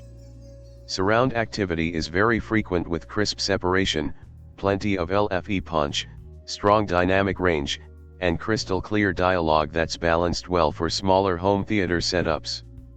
There's obviously a lot going on during the film, and this Blu-ray will most certainly keep your ears fully entertained. Overall, I'm enjoying this trend of Paramount serving up Atmos mixes on their recent releases and hope it continues. French, Spanish, and Portuguese dubs, Dolby Digital 5.1, are also included during the film, as well as English, SDH, French, Spanish, and Portuguese subtitles. Navigation is smooth and simple with options for chapter selection, extras, and audio/subtitle setup, as well as a handy bookmark interface. This 2-disc set arrives in a dual hubbed keep case with matching slipcover, separate digital copy codes, for Rogue Nation, as well as your choice of the other 4 MI films, are also inside. Not too much, and I've got a sinking feeling that, like Ghost Protocol, it's another victim of retailer-exclusive extras. Still, there's some entertaining and informative stuff here, the best of which is a feature-length audio commentary with Tom Cruise and director Christopher McQuarrie. These two are obviously comfortable with one another. Rogue Nation is their 4th collaboration, and McQuarrie will most likely return for the next MI installment. As such, it's a laid-back and enjoyable track filled with production details, personal stories, trivia tidbits, and a few laughs. The rest is a collection of vaguely promotional featurettes similar to those found on past MI releases. These are mostly self-explanatory and include Lighting the Fuse, 5:57, Cruise Control, 6:33, Heroes, 8:05, Cruising Altitude, aka the plane stunt, 8:23, Mission, Immersible, Training for the underwater sequence, 6:44, Sand Theft Auto, 5:35, and The Missions Continue, 7:06. Key participants include Cruise, McQuarrie, Simon Pegg, Jeremy Renner, Rebecca Ferguson, Sean Harris, and more. Optional SDH subtitles are included for all the featurettes. Tom Cruise's ambitious relaunch of the Mission Impossible franchise is almost 2 decades deep and, quite surprisingly, it's gotten a second wind in recent years thanks to his insane commitment to the film series' physical demands. Still, it inches ever closer into caricature territory with Rogue Nation, which feels more like action first, story second than the superior Ghost Protocol, and has a little trouble flowing smoothly as the mystery deepens.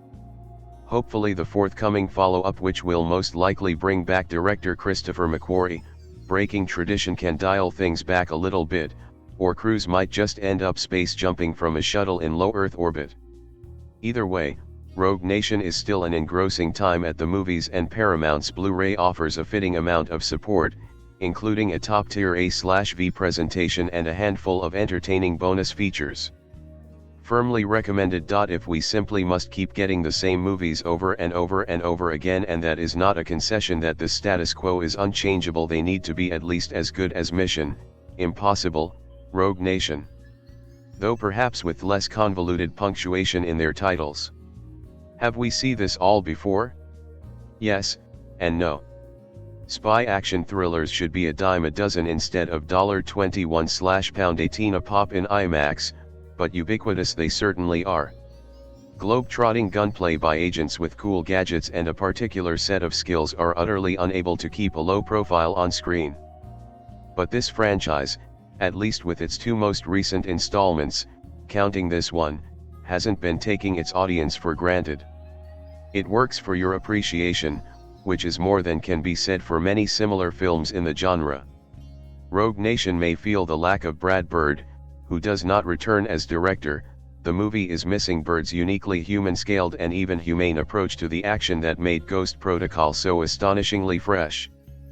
But new boy Christopher McQuarrie more than makes up for that with gasp-inducing action sequences that will have you holding your breath in sympathy with those getting pummeled. The opening sequence, in which Tom Cruise's IMF agent Ethan Hunt jumps onto the wing of an taxiing cargo plane and clings to its side as the enormous thing takes off beautifully, ups the ante on Protocol's hanging off the side of a skyscraper stunt. And almost everything you will see here action-wise is like nothing you've ever seen before, even when it kinda is.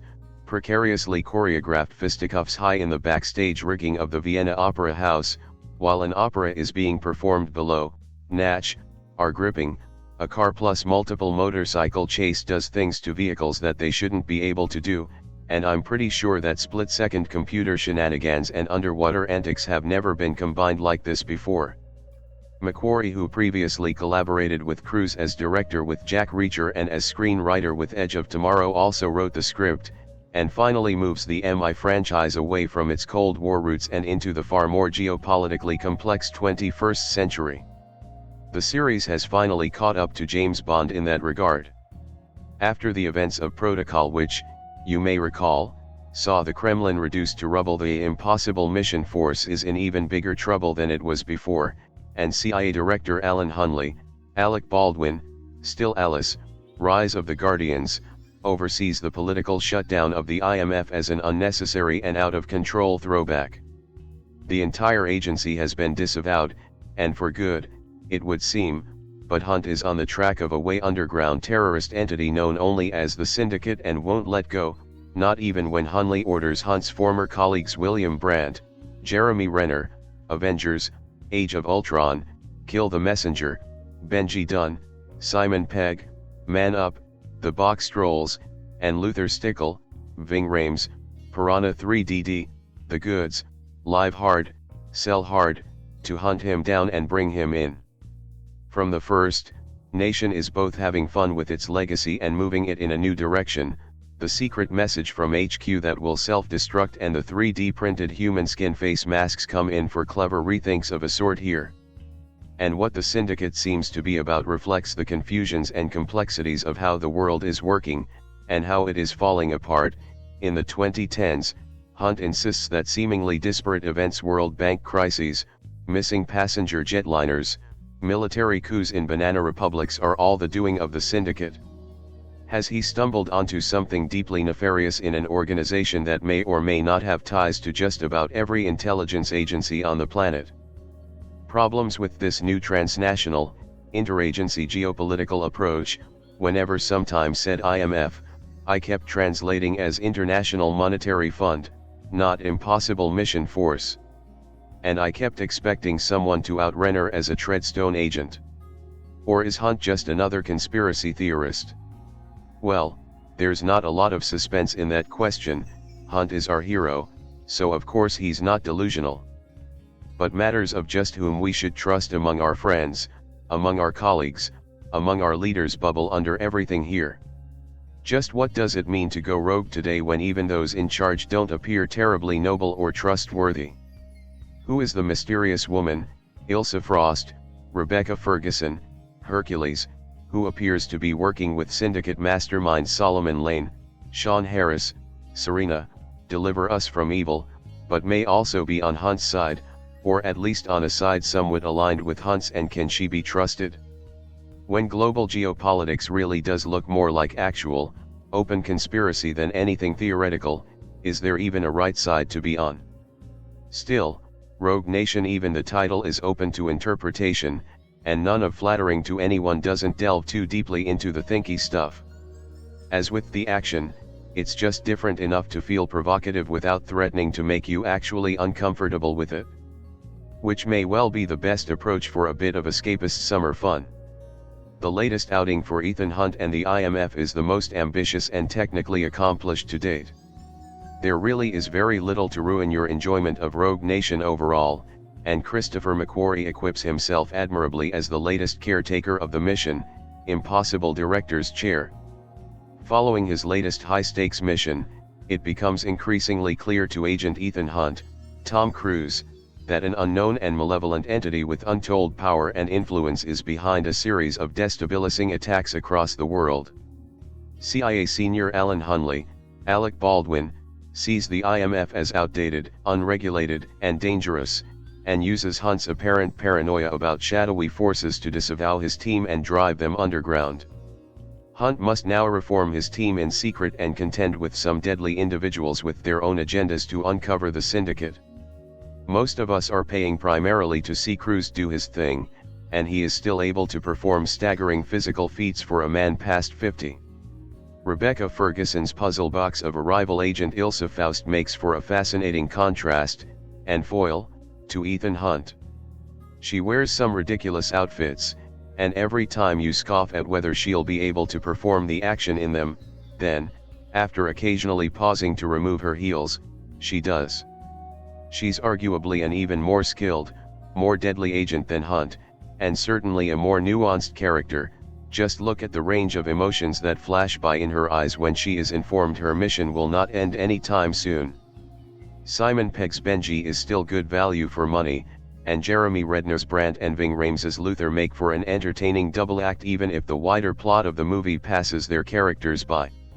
Alec Baldwin plays his 30 Rock character again, but in a different suit. Sean Harris is essentially a far less flamboyant version of Javier Bardem's Bada from Skyfall, and they share pretty much the same backstory. That's one thing that still baffles me, 5 movies in, and the Mission Impossible franchise is still yet to produce a great villain. Philip Seymour Hoffman probably came closest in Mission Impossible 3 by the virtue of being the most interesting of the bunch. Ah well, maybe next time. The plot is linear and rarely loses momentum, and pleasingly it doesn't quite go where you expect it to. We're provided with just enough tangents, just enough intrigue to keep our eyes glued. I didn't even mind the shadowy force controlling everything premise so much, since they commit to the ridiculousness of it from the start rather than springing it on us as a ham-fisted twist later on. See Captain America, the Winter Soldier. The action is, of course, first-rate, and it's the second extravaganza of the summer after Mad Max to thrill through commitment to practical execution. There's 3 massive set pieces, opening with Cruise clinging by his fingernails to the exterior of a plane, giving us an alarming look at his perfect chompers in the wind, a second that progresses from how many concealed weapons can you smuggle into an opera house, to Cruise fighting for his life in time to the rhythm of the music, a third requiring him to hold his breath for 3 minutes in an elaborate underwater switcheroo, all nerve-shredding in their way, and all, mostly, real. My favorite sequence was the rather wonderful, and funny thanks to Pegg's panicky human sat NAV routine, car/bike chase through a packed Casablanca. Yes, Cruise gets to ride a motorbike again, deal with it. There's also a pretty nasty fight at the end of the film which, thanks to some meticulous lighting, looks just like The Third Man, but with more stabbing. Many critics have been hailing this as the best Mission Impossible yet. I wouldn't quite go that far. Though Rogue Nation is arguably the most consistently enjoyable of the series, I still prefer Ghost Protocol for mixing up the formula with a little iconoclasm. The masks are, annoyingly, back here. All this globe-trotting and questioning the role of espionage in the modern world is seemingly ripped straight from a certain rival British spy series, but you don't mind when it brings so much originality to the table in order to drop your jaw elsewhere. Mission Impossible, Rogue Nation is confident, tactile, and extremely well crafted, and a refreshingly straightforward thrill ride to sit through. The mind boggles at what they'll get Cruise to cling to next time to reaffirm his superhuman credentials, but I look forward to finding out. SSP Mission Impossible, Rogue Nation is a 2015 action spy film directed by Christopher McQuarrie and starring Tom Cruise, Jeremy Renner, Rebecca Ferguson, and Simon Pegg. It is easily the best entry in the entire franchise. This movie surprised me on so many levels. First of all, it is so admirable that a franchise can become better and better as it progresses instead of being the other way around, which is more usual. The first and the second movie were quite bad, the third one was okay, Ghost Protocol was pretty solid, and Rogue Nation is the only one that is clearly quite good and the most entertaining of the bunch as well. The story here is quite solid and the character interactions are once again pretty good. The characters are mostly pretty good, with the newly introduced Ilsa Faust being the highlight of the movie and the only memorable female character in this entire series. She is so good and such a complex and well-realized character. The acting is pretty good.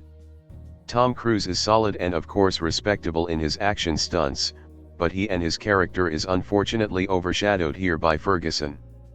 Ethan Hunt has always been such a bore, but Ilsa is not, and Rebecca Ferguson is so good in her role, delivering in dialogue as well as in action sequences. And Simon Pegg continues to be one of the highlights in this franchise as he is so incredibly likable. Jeremy Renner is also pretty good, albeit underused. But the relationship between Brandt and Hunt I really liked, and especially their facial expressions towards each other, which are so endearing and the highlights in this movie when humor is concerned. I loved that we finally got a lightweight entry in this usually dull and serious series. That was a lot of fun. Mission Impossible, Rogue Nation has its problems, mainly the pacing, which is problematic, and the film is overlong.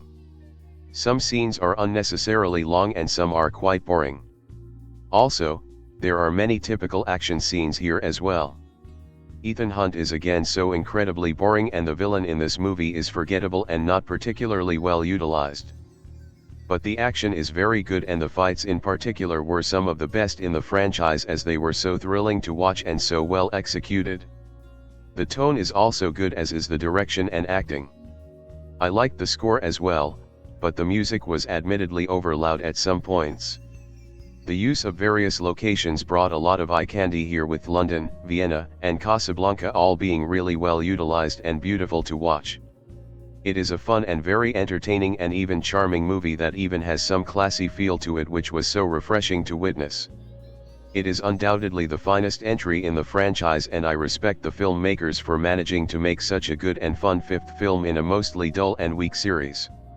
Last Saturday, I watched Mission Impossible, Rogue Nation, MIRN, at Gandaria City XXI IMAX. It was the first time ever I watched movie at midnight. The movie started at 23.45. The mall is already closed, but the cinema was crowded. When I went into the IMAX theater, the seats are almost all full, even until the front row. Unbelievable. I had no idea Tom Cruise could create this kind of hype. Watching movie at midnight is tiring, especially when you didn't have time to rest during midday, but the movie really made up for it. For 2 hours, my eyes are glued into the screen. It was so entertaining and intense, non-stop action from start to end. Let me tell you, this is probably the best MI movie so far. The execution is so sleek and neat, just like James Bond movies. Tom Cruise is no Daniel Craig, but he sure has improved a lot since the last MI movie, Ghost Protocol, 2011. I was blown away. I also like the leading female role, Ilsa Faust, Rebecca Ferguson. Girl sure knows how to fight. I am quite satisfied that she is portrayed more like a partner to Tom Cruise rather than his love interest, which often happens in most action movies, so we don't have to watch the mandatory kissing scene. Seriously, sometimes movies are better off without kissing. Hollywood needs to learn that. I didn't watch this alone, but this type of movie is, honestly speaking, best for watching alone because you will totally forget you have a friend sitting beside you. I mean it. It's totally worth watching alone. In some scenes, like the car motorcycle chase, it was even more thrilling than The Matrix Reloaded or Furious 7.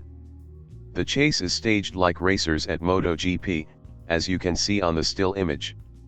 Speaking of which, Furious 7 was one of the top action movies of the year, but MIRN has a better combination of action and drama, so we can safely say there is almost no wasted time for unnecessary boring drama. Well, there were some moments when Tom Cruise was panicked and stressed out, and that's probably the only drama we experienced throughout the entire movie. If I had to pick, the only movie that could MIRN so far this year is Kingsman: The Secret Service. That movie is strong and neat also, the equal competitor of MIRN. The upcoming release, James Bond's Spectre, has a tough one to beat already. We'll see later if Daniel Craig can do better than Tom Cruise. So this is the 5th Mission Impossible film, and to be honest, this flew way under my radar, and actually I had no idea the film was being released until it was already in theaters and the positive word of mouth came out of it. So Mission Impossible Rogue Nation is directed by Christopher McQuarrie and stars Tom Cruise, Ethan Hunt, Rebecca Ferguson, Isla, Simon Pegg, Benji Dunn, Jeremy Renner, William Brandt, Ving Rhames, Luther, Alec Baldwin, Alan Hunley, and Sean Harris, Solomon Lane. This has to be the most British Mission Impossible movie to date. Once again Tom Cruise is being Tom Cruise with his version of James Bond, except that Mission Impossible, Rogue Nation hits it out of the park once again. Which was very surprising. Ghost Protocol was a hit. I thought it was good film, and with Rogue Nation it's no different. This is a good film. I don't think it's anything special or a bad movie, but it had a lot of great elements in the film.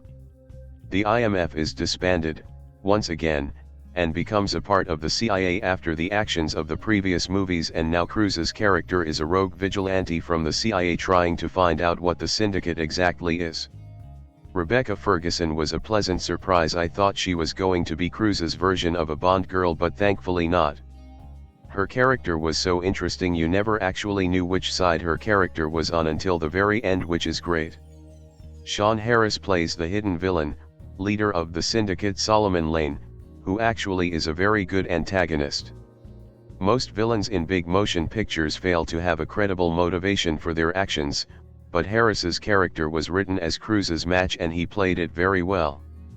He wasn't a physical threat to Cruise, but an intelligent one who thinks they are doing the right thing unknowing that he is doing the wrong thing.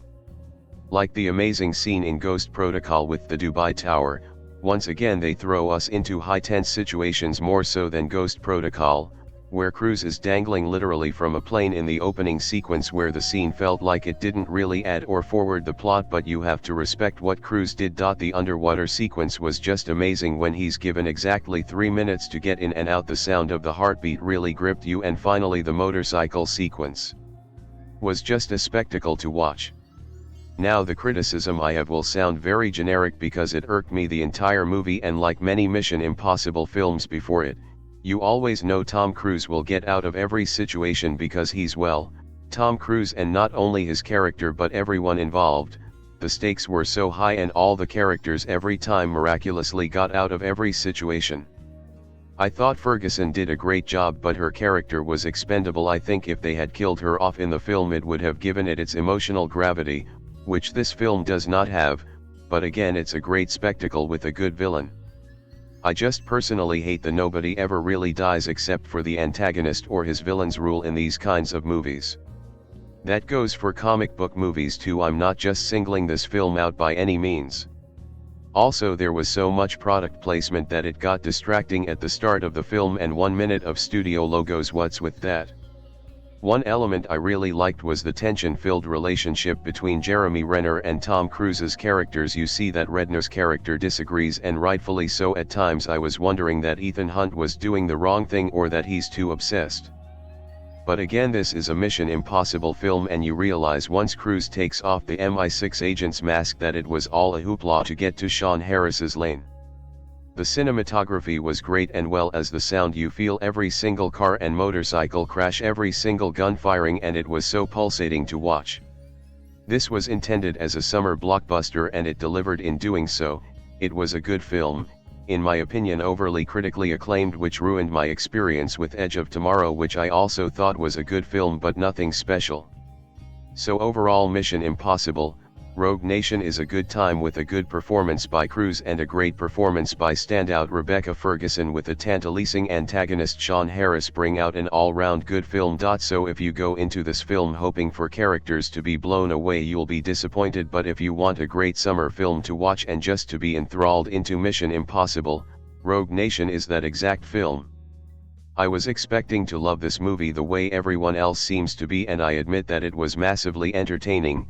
And yet despite some spectacular action sequences, like Ghost Protocol, it left me feeling cold. I couldn't quote a single line of dialogue to you, and I only watched it last night. The story continues on from the last movie, so visually and stylistically it all feels very familiar and, dare I say it, formulaic. You pretty much know from the get-go what you're going to get from the MI movies, so if you don't go in expecting something groundbreaking, you'll have a blast. Tom Cruise is still at the top of his game, and his dedication to doing his own stunts is what makes him one of the all-time great action stars. The plane stunt is one of the greatest ever committed to celluloid and really is the reason we go to the movies. After the scene there are still some fantastic sequences, especially a motorbike chase around Morocco and Ethan, Cruise, trying to infiltrate an underwater compound. It never quite generates the tension that we got in the first movie with Hunt dangling on wires, but it does a fine job of trying something a little different. It's nice to see Simon Pegg having a larger role and being more than just the comic relief nerd. He even gets a fight scene during an opera, which was another standout moment. I loved Rebecca Ferguson as Ilsa Faust, who is tough yet sexy, and we aren't quite sure where her allegiances lie, making her a spot-on addition to the cast. Did I miss something though? Isn't Ethan Hunt married? There was no mention of his wife at all in this movie, so I hope in part 6 we get to see more of that dynamic. Sean Harris is creepy as always as the jittery villain Lane, and he is one of my favorite bad guys of the series, as he doesn't ever need to say anything. He can just stand there and stare at you and you're quaking in your boots. Jeremy Renner still doesn't have all that much to do, but he does have a few funny lines, and I liked how he was always questioning Ethan's judgment. Rogue Nation is very well paced and moves along quickly, never leaving you bored for a second. I really liked the music score, which incorporates not only the classic Mission Impossible theme but also Nessun Dorma, which is referenced throughout. Every once in a while, I've come across a rare oddity in cinema where I can think of several reasons why a film should not work, and I still manage to enjoy the film more than I should have. Guardians of the Galaxy was an example of that last year, a film that I foolishly call junk food with no substance but was still quite enjoyable. A stance that has changed since then to reflect one of the more memorable science fiction films of the last few years. Mission Impossible Rogue Nation falls into a similar category that might change over time. At the time I am writing this review, it has been 5 days since I have watched this film, but my opinion on it has stayed roughly the same, an enjoyable popcorn flick that has no reason to exist. I have not been a fan of the Mission Impossible movie franchise. Tom Cruise is a charismatic actor who is not afraid to perform some insane stunts, but the stories are often the failing point of these films. Unlike other spy movies, like the Bourne trilogy and most James Bond entries, which focus more on the character and their attempts to overcome their egos and or flaws while saving the world, the Mission Impossible films are solely about stopping a global threat by whatever means necessary. Good for a summer blockbuster, but that does not hold up on repeat viewings. You watch it once, know everything that'll happen, and don't bother with the film again. The only notable aspects to these films are the crazy stunts that Tom Cruise must endure, like free climbing the tallest building in the world. That is honestly the only part I remember about the earlier entry in this franchise. Yet, as much as I hate on Mission Impossible Rogue Nation, I can still say that I enjoyed it more than I disliked it. Perhaps this is because the film does not fumble at any point. The story is coherent, the characters are likable and the stunts are top-notch. This film exists in a strange paradox land where I don't see many reasons to like it, but I do enjoy it. Set sometime after the events of Mission Impossible, Ghost Protocol, the Impossible Mission Force, IMF, is now down to 4 members, including director William Brandt, Jeremy Renner, techie Benji Dunn, Simon Pegg, and field operative Ethan Hunt, Tom Cruise. Due to a recent mission involving terrorists using nerve gas, it has come to the attention of the IMF that there may be a higher power orchestrating these terrorist actions, the Syndicate. Hunt's suspicions are soon confirmed when the Syndicate kidnaps him and intend to interrogate Ethan for information. While all of this is going on, the director of the CIA, Alec Baldwin, has called for a Senate oversight hearing to disband the IMF for their reckless disregard for protocol and endangerment. This film, directed by Christopher McQuarrie, screenplay by Christopher McQuarrie, story by Christopher McQuarrie, based on Mission Impossible, produced by Tom Cruise, starring Tom Cruise, cinematography Robert Elswit, edited by Eddie Hamilton, music by Joe Kramer, production companies Paramount Pictures, distributed by Paramount Pictures. Release dates July 23, 2015. Running time 131 minutes. Country United States. Language English. Budget $150 million. Box office $710.9 million.